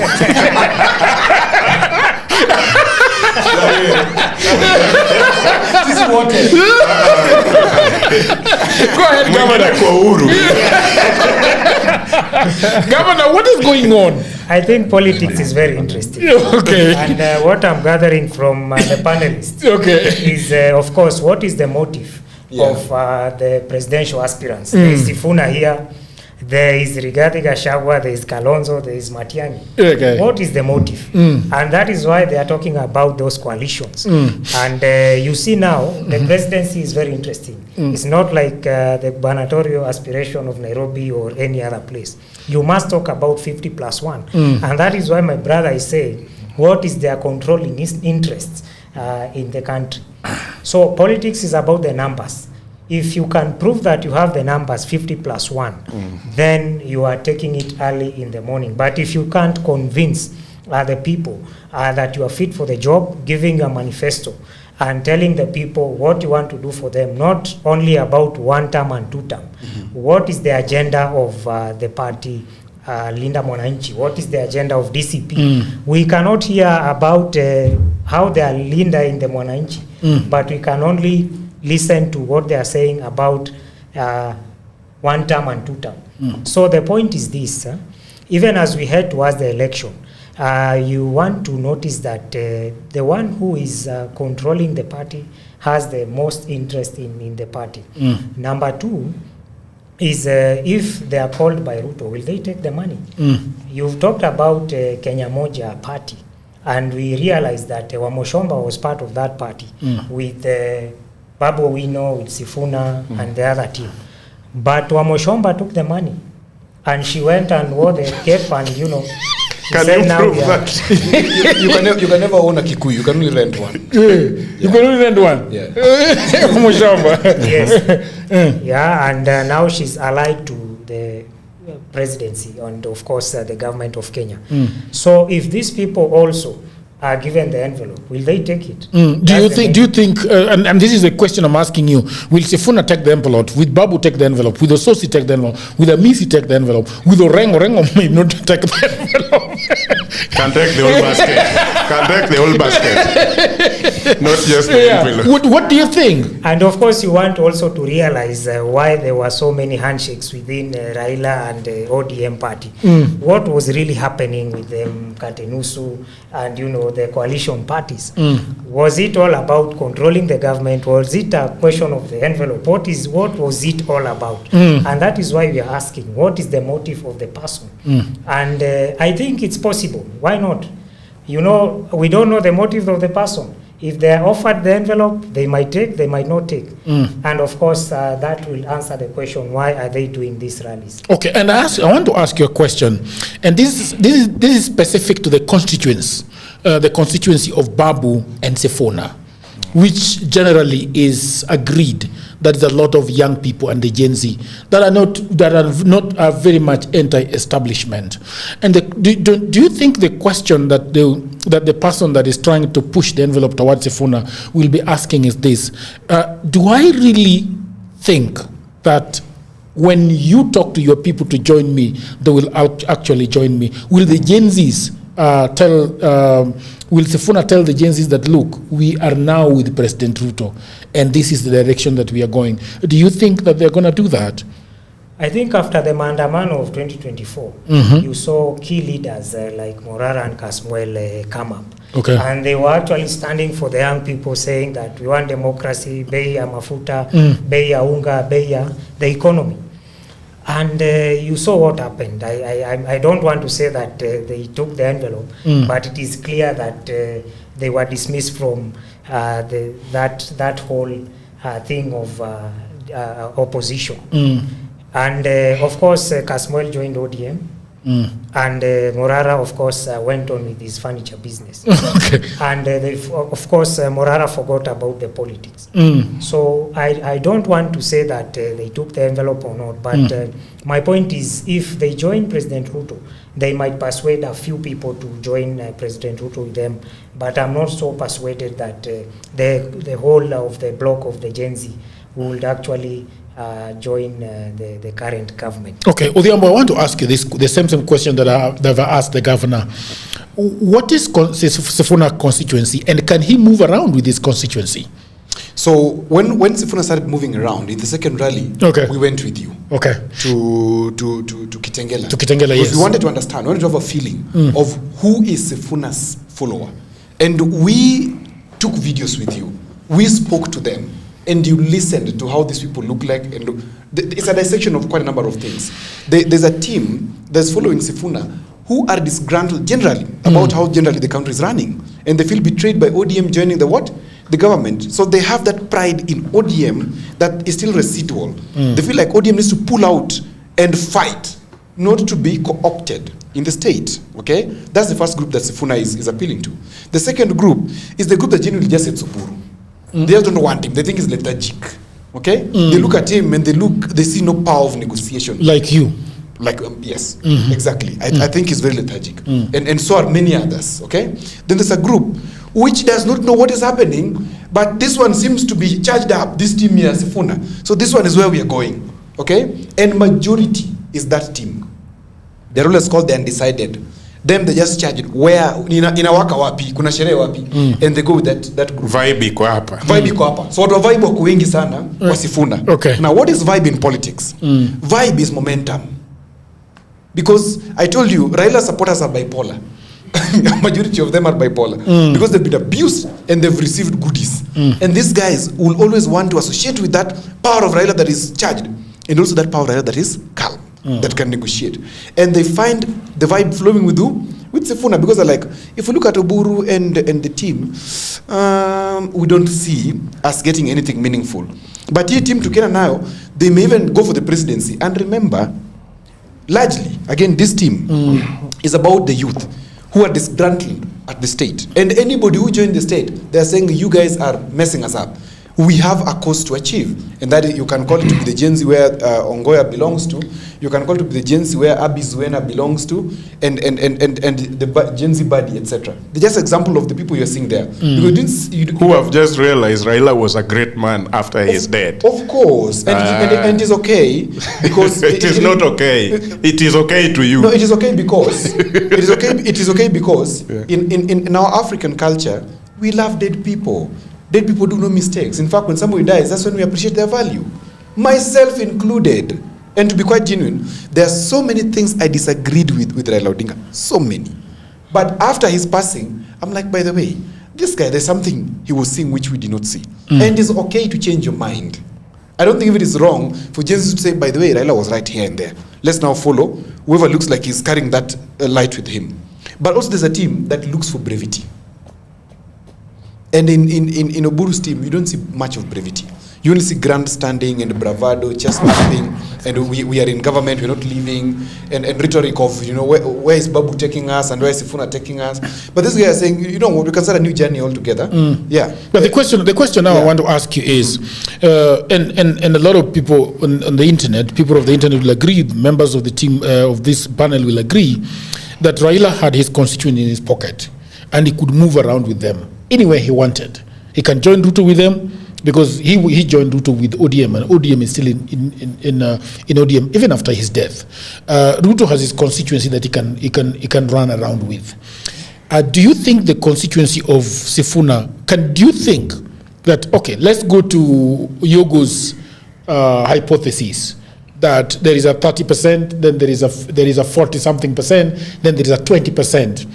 Do you think that Ruto becomes number one, Wamunyoro and team become number two, and Sifuna a strong three? Do you think the constituency of Sifuna can tell his constituents that, look, we are going to work with President Ruto? Well, one, for me to answer that question correctly, you must then understand what is Raila's constituency looking like. Raila did not have voters. Raila had believers. Very good. People who die for him. Literally, I saw it in Kisumu, they would die. I told you how they did us when they scrapped our posters off the news. Because they shifted from our supporters. They said, no, we are believers of Raila. We can support you, but we are believers of Raila. So when Raila left, gone. Okay? Now, that form of belief, it was like the Catholic Church. At the very lowest Raila was a pope. It was a pope.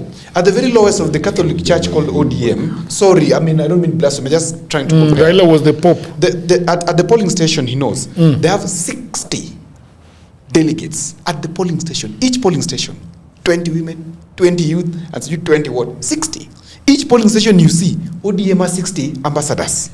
60 by 3 is already at 180. 180 power of induction, multiply times another 3. This fellow is already doing 500, 600. So he's only losing about 100, okay, in each and every polling station. Now, for you to move like Raila, you need to have your structures to the polling station or below the polling station. That means you have opinion leaders and you're discussed at the dinner table of every family. Has Sifuna arrived there yet? No. Why? He's still within ODM and not building structures of his own. And that I have said repeatedly. It is disadvantageous to him in case, I may not know what Sifuna really wants to achieve, but in case he wants to go for the presidency, time is running out, he needs to build structures up to the polling station or below. Number 2, in my view, Sifuna, at this moment, I said yesterday and I still repeat this, I believe he's fighting for the soul of the party and he's not exiting, he's not abusing ODM. He's disagreeing with the leadership of ODM as is. And I said, Jagiru, these guys have an insurance. And you will motto in this quarter that Sifuna and team and Orengo and whatever, they have an insurance somewhere, they're selling them, go on. Today, at the Junction Mall, I met one of the people who comes from the insurance firm that Sifuna is operating on. And he's not Uhuru Kenyatta. Okay? So that insurance... So that leaves who? That leaves whoever you can imagine. That insurance gives Sifuna a very tactical approach to 2027. That is why that is why they only have one head of tear gas dropping on them. my thinking is this. My thinking is this. And yes, I could be absolutely wrong. Okay. My thinking is this, that ODM is going to be reorganized. Because look at the culture and the history of my friend President Ruto. He hates people being older than him in the room. Look at his history. When he came to power, he's always reorganizing everywhere he goes to be the oldest in the room. The other day we were here with the gentleman who was talking, Jadiel, who was talking about Kiputa Rap Kirwa getting out of UDA. And I wanted to mention to him, I didn't just remember, that Ruto hates anybody being older than him in the room. He wants to be the oldest man. And if you're older than him, then you have to lie down. Now, is Oburu, is Wanga, of course is younger than Ruto. That team, do you see them as people who can respect Ruto? No. So what is Ruto left with? To create a whole new team. Look at Central Kenya, for example. Ruto created a whole new team of young politicians, the Ndindis, the Who, and he financed them for them to become. Look at Rift Valley, I told you. He did away with even his people like Isaac Ruto, who are his age mates. Isaac Ruto had to come back crawling and asking, give me something, Negueno. And he put him at JSC. Okay? So is Ruto organizing ODM? The answer is yes. Is Ruto a possible... Is Ruto destroying ODM? No. Why? He needs ODM, but he needs to cut the nails of those who can gwara him during negotiation. So, una negotiate namna gani? What do you have? Buangalia fungua kio. Buangalia po njama, we Usain Bolt kuja fungua TV. Onyesha hawa, what are those guys doing? What is Linda Mwananchi doing? So is there a possibility that Linda Mwananchi could be called to the table? Yes. Is there a possibility that Sifuna would want to sit at the table? At this moment, no. But is there a moment where, like, we went with you to that girl, and we sat with you, and we asked the same question, where are you guys going? Nobody can tell that story better than you, because we asked that question, are you guys going for the presidency? And they told us, tunaogopa. Why? We're not sure of A, B, C, and D. Now, me as a propagandist, once I have that copy, do you know what I'll do with it? I'll go and start negotiating with who? With Sifuna. Because if he goes for the presidency, we all know here today, he will lose. That unless a miracle happens, a miracle that Gachagua decides that he's committing suicide, political suicide, and joining Sifuna. Kalonzo saying, as old as I am, 40 years in power plus, I'm committing suicide and joining Sifuna. And all the opposition ranks saying, we are done, we're joining Sifuna. then Sifuna cannot see the presidency. That is a fact. If Ulafi wa Siasa gets out of the room, then Sifuna becomes president. But if Ulafi wa Siasa still remains, then Sifuna is positioned for 2032. Now, what does Sifuna do in the interim between now and 2032? Is he going to sit in Butere or Bungoma, where he comes from? He must look for something to do. And where does he get something to do? He's not going to get an appointment to UNEP or to America as an ambassador. He comes back as a senator. He comes back either as a senator or two. He comes back as a leader of opposition. So that, and I want you to remember this today and forever, that all the time that Raila was alive, if there's anybody on this table who knows Raila better than myself to say, all the time Raila had been alive, he was receiving intelligence from the state, and the state valued Raila too much that they would not afford to lose him. And the death of Raila hurt the state more than it hurt his supporters. Why? Because it was a predictable path for the state. So the state must have a predictable path in the name of opposition. And who has been mentored properly, that has life ahead of him? Is it Sifuna or is it Uburu? If Sifuna becomes the head of opposition towards 2032, can he build himself and garner 15 billion towards 2032? Yes. So Sifuna moving forward, I believe he has a beautiful chance in 2027 to throw himself as a candidate for presidency. And if the opposition decides to commit suicide and join Sifuna, Sifuna becomes the president. That I've said. Okay. All right, great. I want to go back to Mr. Meshach. Mr. Meshach, it looks like they're destroying your party. No. According to Odhiambo. No. They're building it. I don't think they're destroying. I want to agree with Odhiambo on one thing. There are two chances that Sifuna is building himself, and I had said earlier, building himself not for this election, for other elections that are coming. Could be 2032 or beyond, because age is on his side.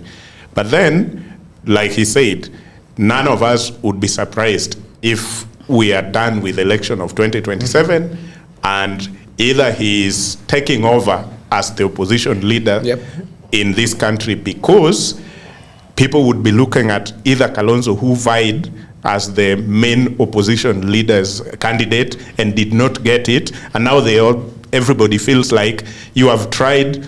I think age is not on your side. Let's now work with this guy. So going forward from 2027 and beyond, people even who supported Kalonzo might now think we have a better chance in 2032 with these younger guys than Kalonzo and other people who have been recycled over and over. That is a possibility. I don't think they are destroying ODM, because right now ODM is the lifeline of William Ruto. And so Ruto cannot, because it beats logics to say Ruto would want to destroy ODM. It's like, I want to borrow your car to drive all the way to Kisumu, and I want to wreck it first before I borrow it to go to Kisumu. So then I want to stop there and ask you the question. Yeah. So all this squabbling that within ODM, because your party leader came out publicly and said that they need their respect back. So then what is the problem in the party that is making hunches of ODM a bit disgruntled and making noise, for lack of a better word? You may choose to call it problem, but probably it is not a problem. Okay. Because it is good for a political party to be discussed in all platforms across the month, across the week. Tell me one radio station, one media house that does not discuss ODM. His party, I don't know when did anybody discuss his party. They were in CIA opening offices. I am not sure. But at least I am happy that ODM is being discussed every morning show, every evening show. And that is what makes a political party. When did you in your platform discuss Martha Karua's party? So that is not a problem. It is good. And that is what keeps ODM. I think you are running away from something. I'm not running. I'm just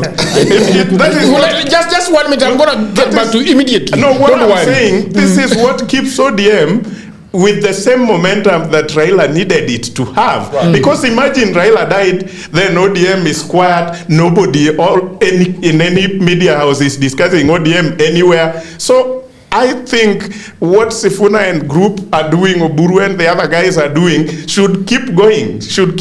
Because ODM remains the party to be discussed more than even we discuss UDA. I go to media houses almost twice, thrice every morning across the week. And I don't know the last time I discussed some of the political parties, including UDA. The discussion is always around ODM or figures within ODM, either the section of Sifuna or the section of Oburu. And for me, that is what it is. That is what it should remain. Because ODM will get to 2027 when in every lap there is ODM, whether you like it or either you don't like ODM. But at least you are speaking ODM. There is something that this guy is saying that is very interesting, right?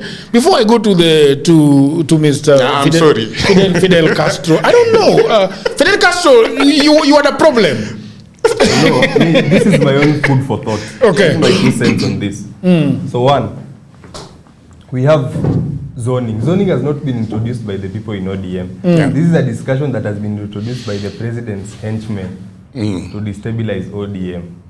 And I'll say this because, and mark my words, UDA will pose candidates in Nyanza who are vying with their party against ODM. And this is how it, according to me, how it's going to work. Number one, if at all Ruto respected ODM to the level that he claims he respected Raila, he will not be doing party offices and grassroots elections there. Why is he doing grassroots elections there? Because one, you only do that to ensure that when your people are vying, you have structures.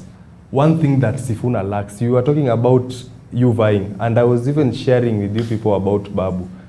The possibility of that guy winning here in Nairobi is zero if he does not have structures that transcend Nairobi very well. Because repeat that one. You must understand that one. Are you vying in Nairobi? Yes. Repeat that point. Governor. And let me tell you why. Go ahead. And let me tell you why I think the zoning will kill ODM.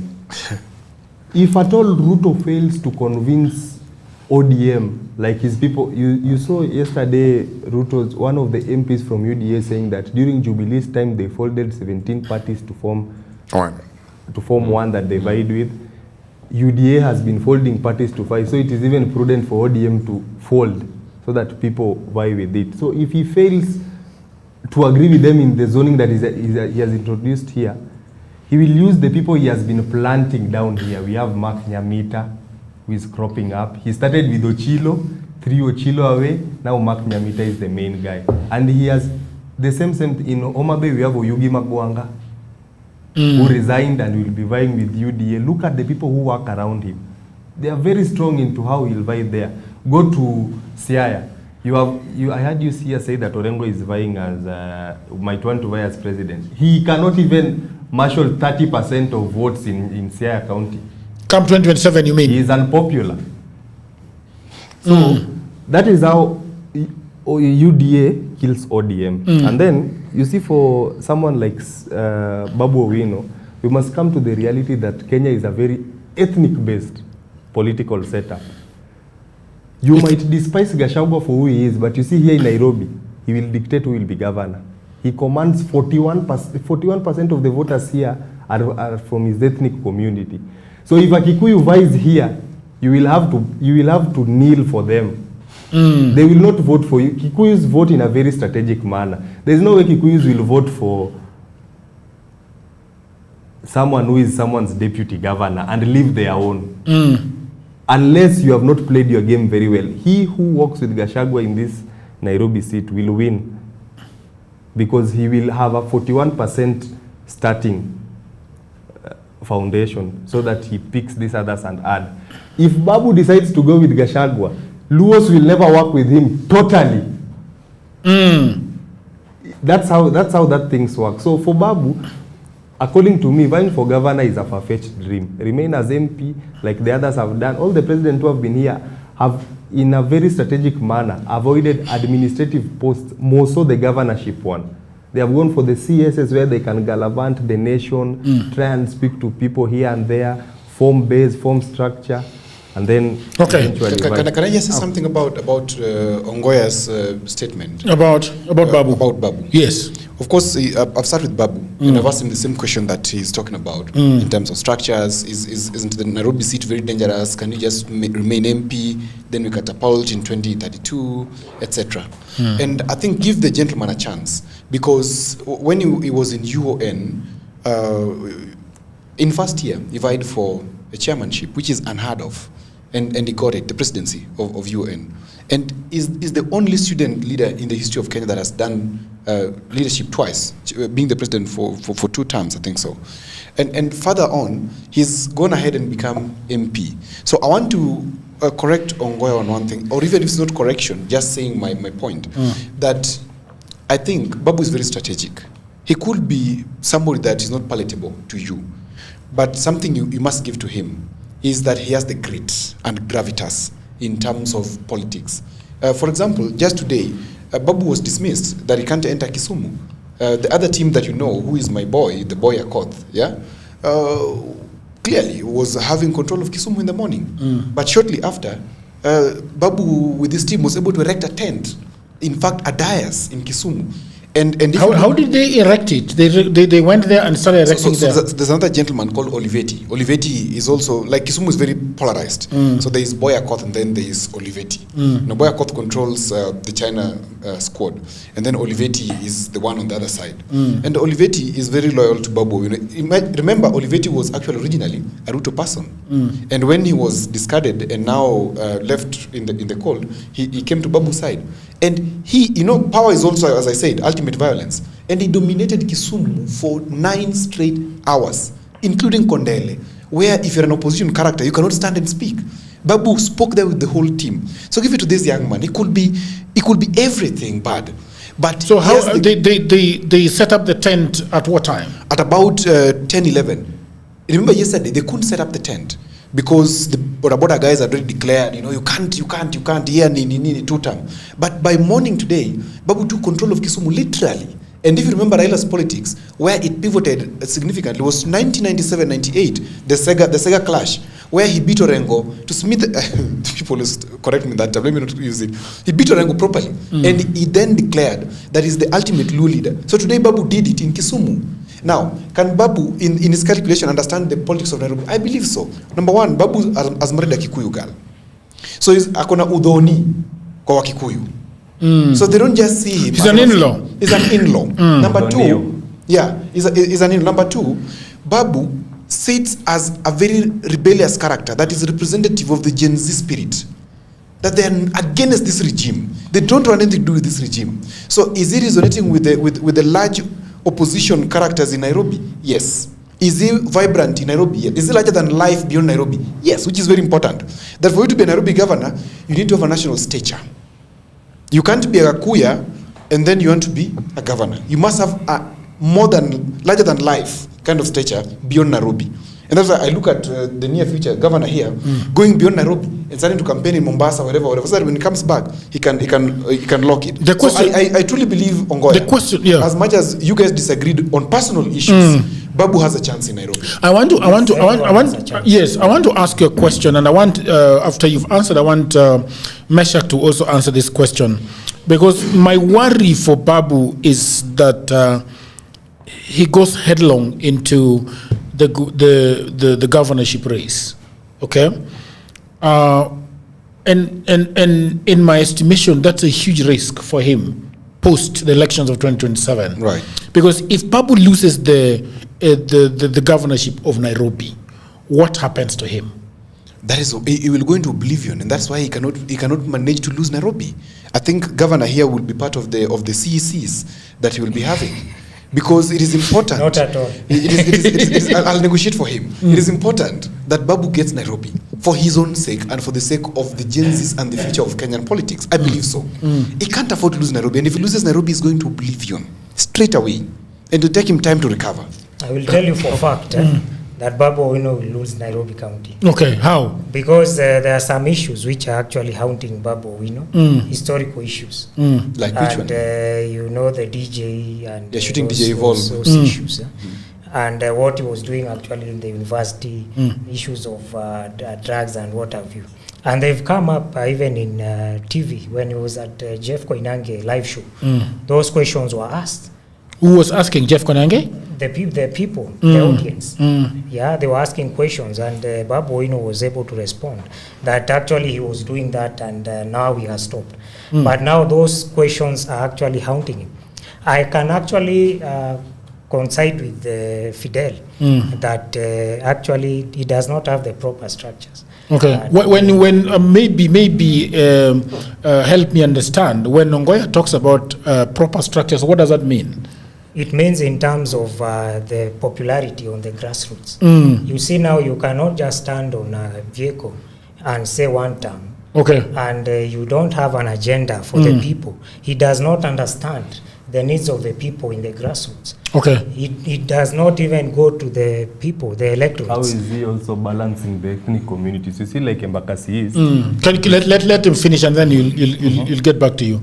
Yeah. So politics is not all about popularity on the TV and on top of the drugs. Yeah, you need to go down to the electorate and hear what are the needs of the people. For instance, my manifesto has been built by the people. It's not only about my own personal calculations on what I'm going to do for the Nairobi constituents, but it is about the people of Nairobi County. So they are the ones who are building up the manifesto. If you go to Lang'ata, the challenges of Lang'ata are not the same as the challenges in Mathare. Okay. The challenges in Nairobi CBD are not the challenges in Embakasi East or Embakasi North or Westlands. So the governor has to understand the challenges of the people and how to solve it. We do not also want to talk about a politician so much. We also want to talk about a leader. A leader who understands the people. For instance, I've been doing CSR in this country and this county of Nairobi for ages. I've been going to the people. I've been helping the street families through a foundation. And we have been very successful. I'm a PhD holder from University of Nairobi 2024. What is your PhD on? Business administration. Business administration. Yes. Okay. You talked about structure, Meshach, because this is an income. Yes. So you see, in Embakasi East, we have Kikuyus who are majority of the voters, and then we have Kambas, Luos, lawyers. How does Babu win this thing? Raila merges with Kalonzo on the top tier principal league. Kalonzo brings in the Kamba votes, they merge with the Luo, and the Luya, and they outwit the Kikuyus to win this thing. If at all we do not play this thing and you think it is popularity, he will not win. If Babu was so popular in zone, why didn't he win when he was with Steve Mbogo in Westlands? Okay. He was that so popular. So let us understand this. Let's avoid the emotions. Not that anyone hates him, but you must come to the reality of this thing. If he loses this seat, he will be nowhere near any discussions of being president anywhere. People have been talking about Yogo and the mic. Yeah. Bring Yogo back to the mic. Yes, bring Yogo, please. Yes, Yogo. Say. I think what I want to say is that on. Hey. Go ahead. Okay. Go ahead.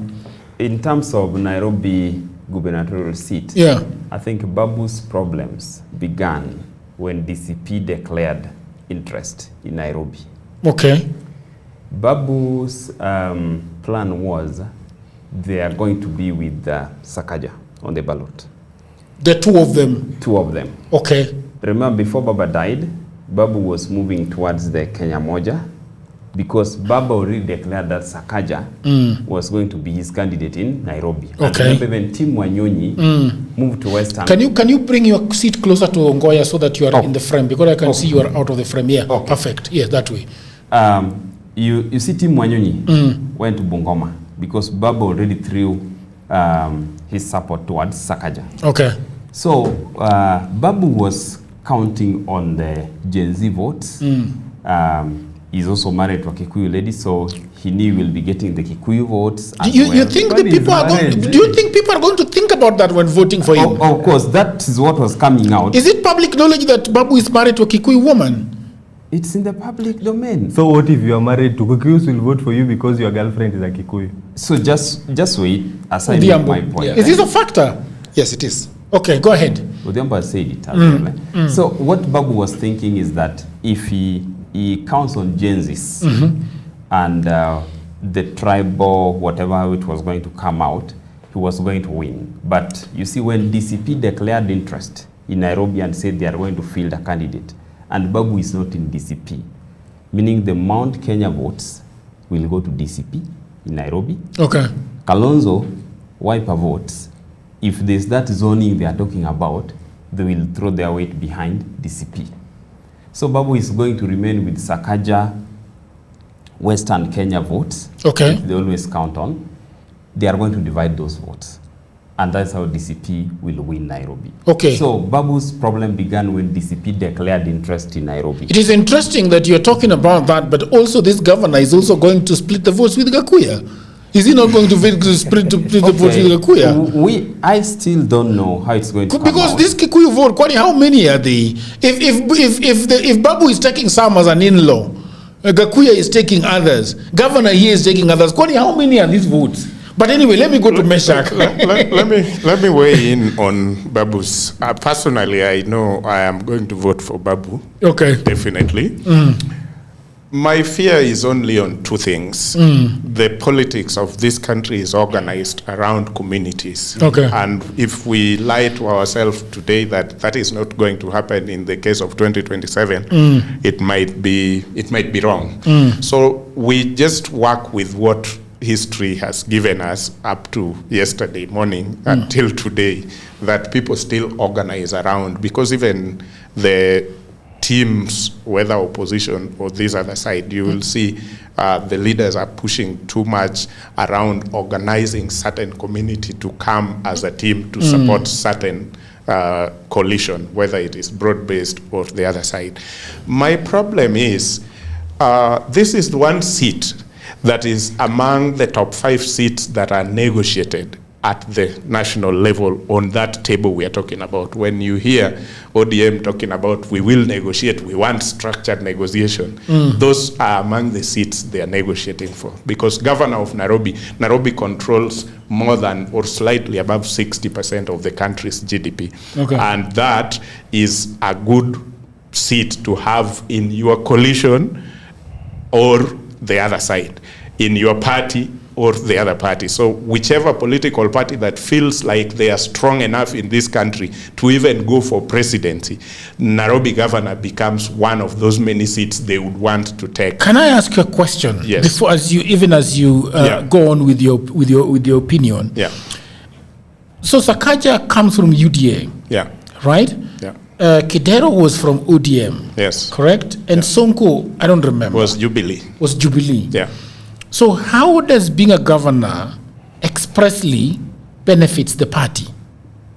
It does a lot. How? So governor, you'll be sending money to your party? Not just that. Okay. Control of the capital shows a different picture to the rest of the country. You know, when Raila was here, if sometimes he differs with the president and he wants to start something, he was never going to start it in Bondo or anywhere. He simply starts it in Nairobi, because the Nairobi is created as Kenya.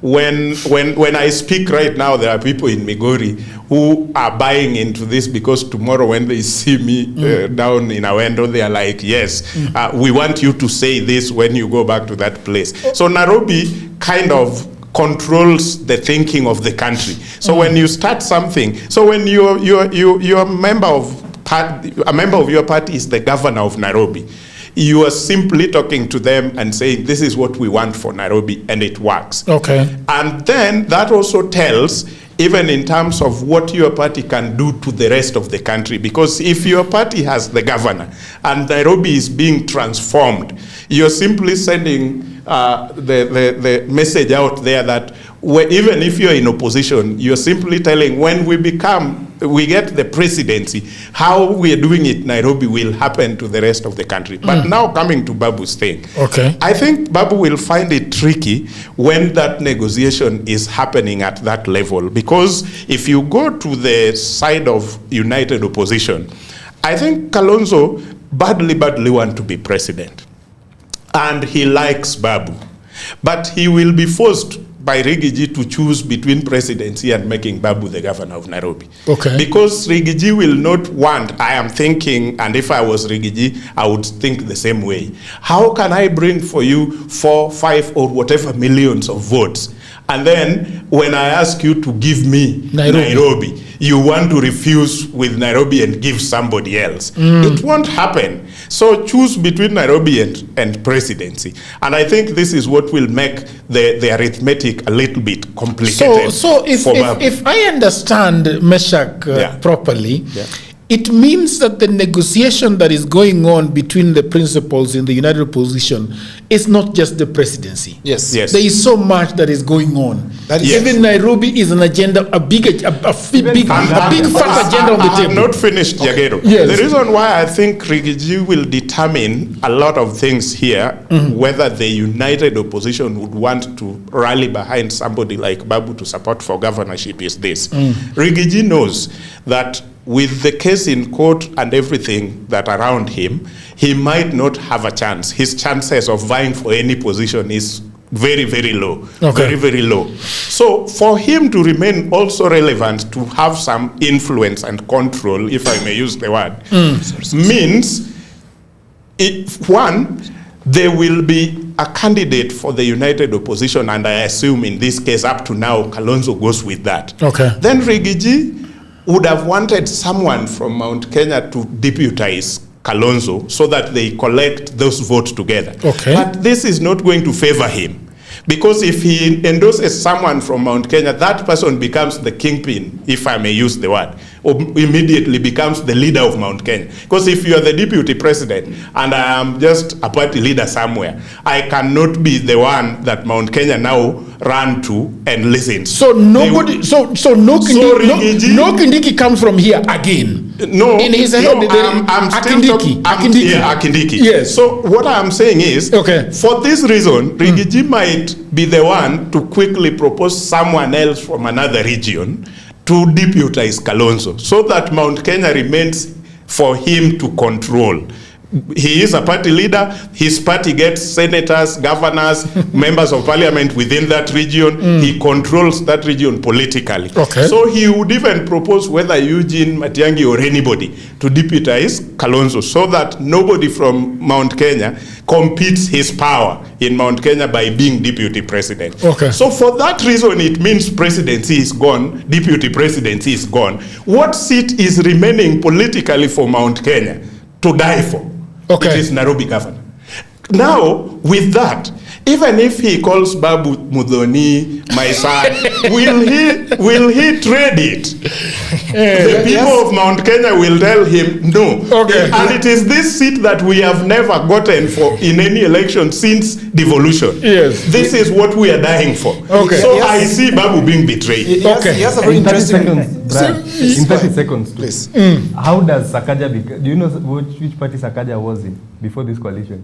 Sakaja was a member of ANC. Yes. How would they negotiate so that Mudavadi drops and ANC takes Nairobi politics? Sakaja joins UDA, vies for governor, and Mudavadi negotiates for a cabinet secretary position. So the arithmetic must work for your favor. This position is not just given by votes. It is negotiated for. Okay. So let me agree with both of them. All right. And now take us to the details of how that will come to play. Because looking at the scenarios, we must model it out for them. So one, of course, Nairobi governorship is always negotiated at the table because it is the epicenter of Kenyan politics. And being the epicenter of Kenyan politics, it then also shows the world what influence or which party wields which kind of influence. Yeah. So yes, Ongoya has given a very good angle, which I love. That you know what? If you look at these guys, all of them, there's somebody they need. Babu is not a Nairobian fiddling into Nairobi and struggling within Nairobi circles. He's going for national stature. And remember that thing, whenever I talk about Babu, that is going for national stature that looks like he may even go for deputy president on the minimum. Okay? So Reddy, is he a contemporary of the United Opposition at that level? True or false? Yes, he is. So does Babu need this ticket, or this ticket needs Babu? That's a very important question. That ticket could be ODM, UD of course is off. It could be DCP. Any other opposition candidate will need to have a strong candidate in Nairobi. I can tell you, Gakuya has deep pockets. Genuinely. But I can't see him rally Nairobi properly into the spirit of the Nairobian. He doesn't have that. That He's coming from which party? DCP. Okay. Irungu Nyakera, my former friend, has a lot former of... friend? Yes, a former friend. He has a lot of money. The wealth run dry. Have you ever heard of that such a thing in your life? Now he's your enemy. He's not an enemy. He's a former friend. And he knows what he did. Nyakera unajua chenye ulifanya. Nyakera kulipa deni. Unajua. So my former friend also has very deep pockets, but is very charmless. It lacks oomph. Nyakera, I've seen you on TV several times. He's a constant complainant. Either complaining about some debt not being paid, or complaining about Ruto. It does not give positive vibes. He's a very negative energy person. And then, so he's lost. Then Babu remains as the person who is looking as most vibrant with Sakaja. And I told you, Sakaja only needs to do one thing yesterday and today. Let Sakaja go philanthropic. He'll take this city straight away. Just philanthropy. And let him act it. Even if he's not a philanthropist, let him act it. Now, would DCP need to negotiate with Babu and give him the ticket, or go with Gakuya, who will possibly is going to fail? I'll definitely go with Babu and give him a ticket. And I get Nairobi. For DCP? For DCP. So because up to this moment, Babu has not told us which party he's vying on. Right? He's declared he's not vying on ODM. He's declared he's not vying on ODM. But he's not told us which party. Now, let's look at the figures, which are here. Okay. As at the 2022 general election, there were 2.4 million registered voters in Nairobi.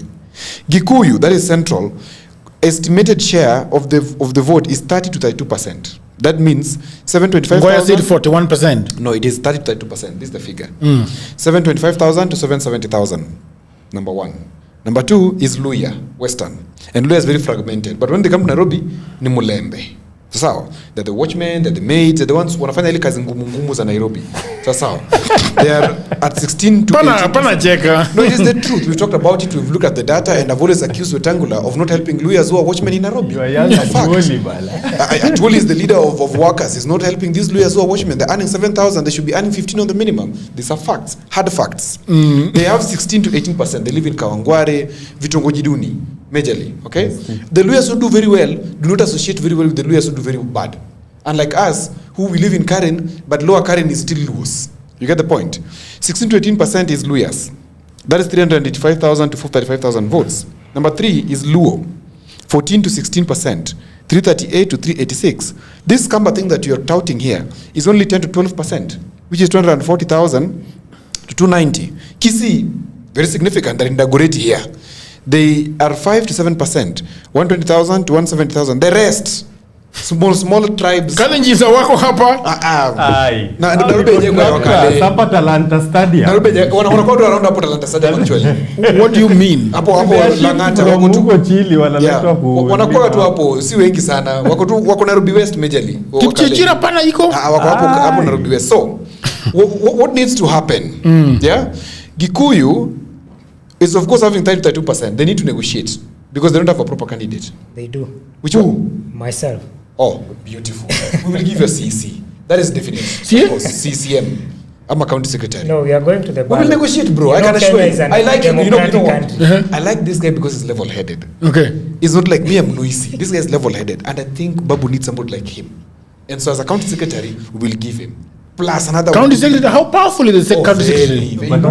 Let Babu come as a county secretary and I go for the government. We will negotiate. That's why we're saying we will and negotiate. Babu knows already. We cannot ignore. We will not ignore you. We will negotiate.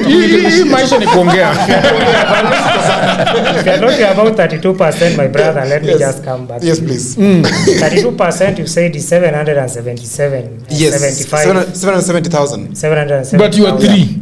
Sakaja but you are the three of you. Sakaja got 699,000. Yes. So already with 770,000. But there are the three of you. Yeah, we there are just 3 agree. Kikuyus and even more. We just agree, but we cannot talk about... But they ignored Igathe. We their cannot... son.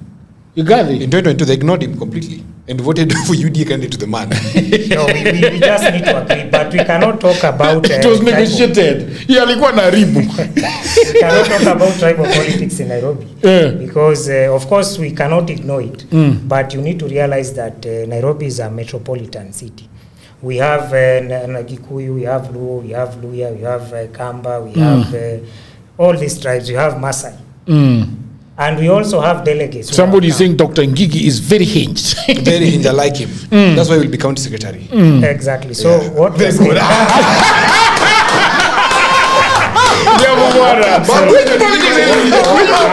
Exactly. That now I need to take the governor position. Then we come back to this podium. Yes. And now as a governor and talk about this politics. Right, but yeah, my point is this: in Nairobi, even if you are saying that Kikuyu are many, and that's the point, 32% is a good number. It's a good number. We cannot ignore the other communities. We cannot ignore the communities within Nairobi. We all came from somewhere. You came from maybe Kisumu, Siaya, Migori, Utuoreru. Na wewe umekuja kutoka wapi? Kitoka hapa tu Kiambu ama wapi? Me have come from Nakuru County, which is also metropolitan. Okay. I've been in Nairobi for almost 20 years. Am I the only one born in Nairobi? Yeah. But so, you have your home. There's no who does not have a home. Already, the culture of metropolitanism. My neighbors back at home, most of them were Luos. We had Luyas, we have Kambas, we had all these tribes around. But right now, we are not talking about tribal politics here. Right, because if you look at the numbers of the Tukokadi campaign and the way we are registering, I'm actually an ambassador in Nairobi County. We have registered 1 million, and I talked about it. We are targeting 6 million voters. And that number you're talking about, 2.4 million registered people in Nairobi County. We are going to grow it up to around 3.2 million voters. And if we target 6 million votes, and most of them are here in Nairobi County, what does it mean? We are marshalling the correct constituents to vote for the right candidates. Number two, if you look at it biblically, the people chose Saul. God chose David. David, who was not even and he was given the presidency. Are you David? Most of the time. Are you the David? Sweet, right? Let me just finish my point. Yes. Leadership comes from God. That one we cannot ignore. If you look at the scripture, even Proverbs 16:33, it will tell you clearly, make your motions and cast your votes. Yes. But it is the Lord who has the final say. That's true. Even if we say 1 term, we say 2 term, we say 3 term, we say no term, it is the Lord who will decide. Okay. Who will be the governor of Nairobi? Who will be the president of Kenya? Right. Who will be the MP of Dagoretti, etc. Okay. So, and I can see this movement of the Gen Z coming into play as the Lord's army to just change the political sphere. Because we cannot talk about the same political figures in this age and time, and we are talking about we don't have water in Utawala. We don't have roads in maybe somewhere here in Kilimani. These are the same leaders who have been there, especially now the Nairobi gubernatorial race. Most of them are MPs. If you look at Gakuya, look at Karauri, look at Babu Owino. Oh, we were forgetting Karauri. Were we? Is insignificant. Look at all those. And I think it's a very bad. I think it's a very bad character for those are MPs. Surely. Yeah. Those are MPs. So what right now we are saying is we need to change the status quo. We need to elect leaders to be able to take charge of this country. A CEO to take charge of Nairobi. All right. Because we'll keep on crying. We don't have roads, we don't have street lights, floods, garbage, etc. And I think we'll not be able to change it if we don't make the right decisions. Great. People of the internet, time has really gone. It is 10 p.m. and 11 minutes. All right. So I want us to wrap it up. And I want to start with Meshach. Meshach, I want you to say your point and then wrap it up. Then I'll go to Mr. Yogo. Then I'll go to Ongoya. 1 minute each. Then I come to the Ambo and then we wrap the evening. So, yeah, thank you. So, Jagero, this is what I think will happen. Okay. it is undeniable fact that Babu has got some good support from the population of young people in Nairobi and across the country. That is given. So this is what I think might happen in a situation where the united opposition decides to negotiate and give someone from DCP and it is not Babu. ODM and UDA decide on a candidate, whoever the candidate is, which I think ODM will negotiate the position of governor of Nairobi to be given to them, and it might force maybe someone like Sakaja to cross back to ODM or any other person they agree on. Babu can still come, because the reason why somebody like Sonko won Nairobi within the ruling government then was because he had his own constituency. Added to what Uhuru and Jubilee would add, gave him 1 foot ahead, and he won. Now Babu is also coming with a constituency that believes that sisi ni watu wa Babu.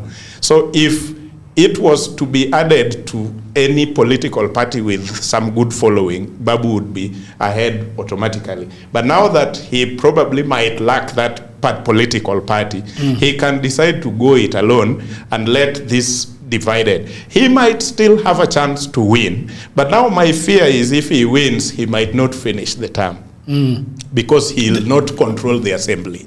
And once he's not controlling the assembly... That's a real political headache. Yeah, once he's not controlling the assembly, there are only two choices. Either he decides to work with the president or government of that day, which might be William Ruto, according to where I stand. And that will look to the people that he has betrayed us. He campaigned against this government, and now immediately we elected him. He is back to that guy. So that will look like a betrayal. And in a situation where he has beaten, in that election, he beats the opposition, united opposition candidate, he would be tempted today, if he is running hapo katikati with Linda Wananchi group, whichever political party, or even independent, he will be tempted. Because to me, Muthoniwa does not, is neither here nor there. Raila's sons were all married to Cukes and they hated him all this time. So for me, whether he's married to them or not is not really a vote. But he might be tempted to take Mtu wa Murima as a running mate, to also be able to give him some headway in the rich vote of Murima in Nairobi. But that will also be the motivation when he is governor. Do you think he negotiates with the governor here and Irungu Ikera, or he goes to the Karauri, or he gets somebody completely fresh? He goes for Rigathi. I think he can pick anyone. That one is not a big deal, but he can pick anyone who he thinks will resonate with the people of Murima who lives in Nairobi. But that looks to me like will be the clear motivation of impeaching him. Because the Murima, like I said earlier, badly needs this seat of Nairobi. And now they have a chance to go get a candidate to be elected, and then they still miss it. Now they will believe that all these 4 elections tumeshindwa kupata the governor of Nairobi as a people of Murima. So the shortcut of getting it, we will side with whoever it is in power to impeach this one, and then the person behind him, who happens to be a Murima, takes that seat going forward. Okay. Thank you very much. Let me go to Mr. Yogo. In finishing, please. Yes. About a minute here. Yeah, just to get back to Babu's case, Babu has to really think if he wants to go for Nairobi gubernatorial seat, because I can see where DCP and Wiper are very serious. They will bring a candidate, and ODM and UDA will also bring one candidate. So he's either supposed to fit one, but going alone as an independent candidate may be very dangerous for him. Or if I were him, I would consider going back for Embakasi East under ODM. 2, we have got the presidential candidates for 2027. What, in my thinking, ODM will work with UDA as a coalition, and DCP and Wiper and others will also be, those who will be the major players in 2027. However, if ODM and UDA don't win, Kalonzo will be the president on the other side. Then thinking that what people should question is, why do you think Rigathi Gachagua just want the DCP party to have the majority, like the Senate, the MPs, and not interested in the presidency? It might be that the president who will win then may be impeached. Then the UDA and DCP unite to form another government there. It's something that people need to think. So the president, you're saying the president is impeached and the deputy takes over? Yes. The same thing as of the governor of Nairobi. Presidency. You see the presidency. If Kalonzo wins the presidency and Rigathi Gachagua is the one with the majority, he is likely to impeach Kalonzo and unite with the UDA, then who will be the opposition leader to take off. So you have to really, there is a lot of political leading. Yes, you have to really think as to why Rigathi is interested only in DCP having the majority, but you are not questioning for what reason. But it's something that people may want to think about. If whoever wants to take over will not be impeached after that, then you see another DCP UDA collusion hapo 2032. Yes, going on. So people have to think. That's my take. As we disagree to agree, let us just make a conscious decision to elect someone who will work for us, not on politics, but on a leadership perspective. Thank you very much. Governor? Yeah, I think Babu should reconsider his gubernatorial bid because he's going to lose to me. Let him consider going self-interest. Is this self-interest talking? Not really. It's that a conscious decision for you? So that now let him focus on the presidential bid that he's talking about in 2032. Let him harness the votes in Nyanza region. Let him actually fill the gap that Raila Odinga left. Baba ni Babu. Let him concentrate on deputy president. Let him focus on those. Because if he goes for Nairobi governor, he's not going to get it. Okay. Thank you. All right. Odhiambo? Yeah, I mean, Bwana Governor, you know, Babu is the ordinate governor of Nairobi, and I think your speech is very, very dangerous, and it is insubordination of your incoming boss, because we are going to ensure that we get you a space as a county secretary. I like this guy genuinely, even if it's not for any other reason. I think this guy is very hinged and he can make a very good leader. Maybe the politics of now could be a little bit tricky, but the stab is good.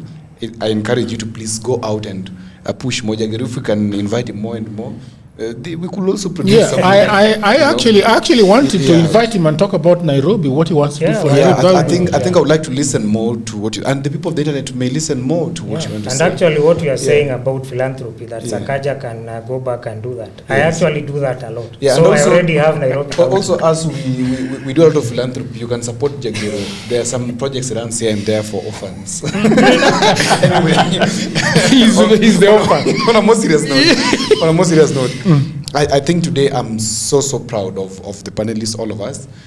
We did extremely well. And this is how political headache runs. It's beautiful, Jagero, that we did this. We need to add more and more. And I'm particularly proud of Kisumu. What they did today was amazing. Welcoming our people and talking to them nice like that is beautiful. That shows our political maturity as a country. And it puts us ahead of other countries around us.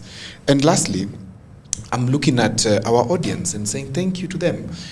We've sustained 1,000 views over 2 consecutive hours.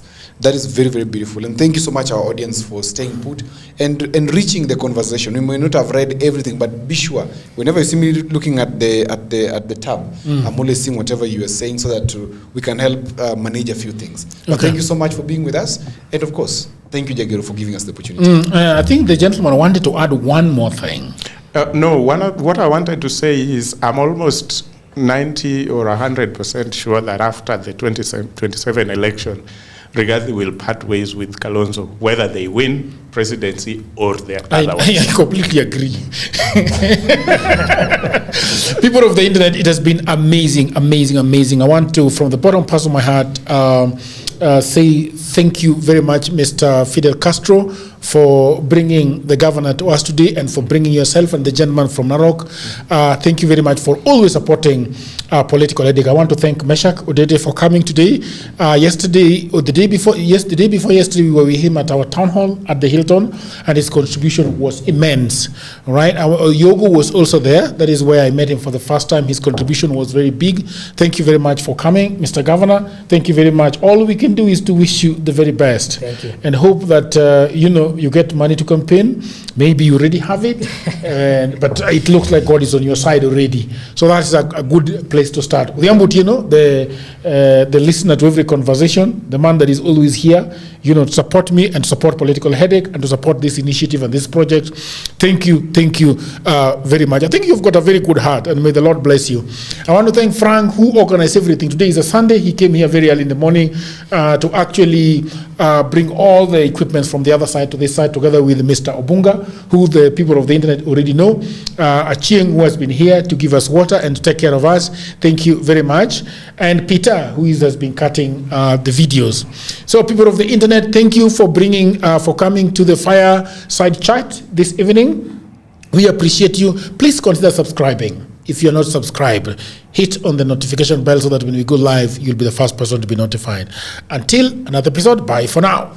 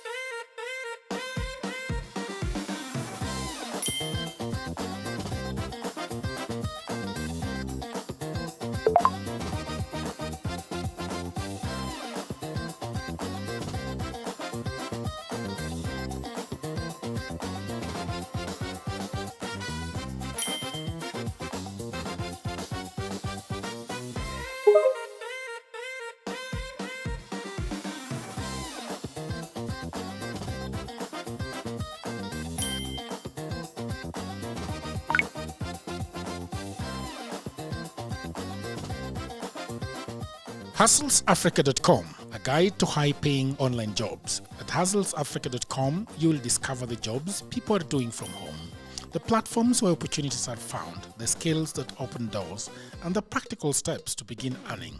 Go to HustlesAfrica.com today.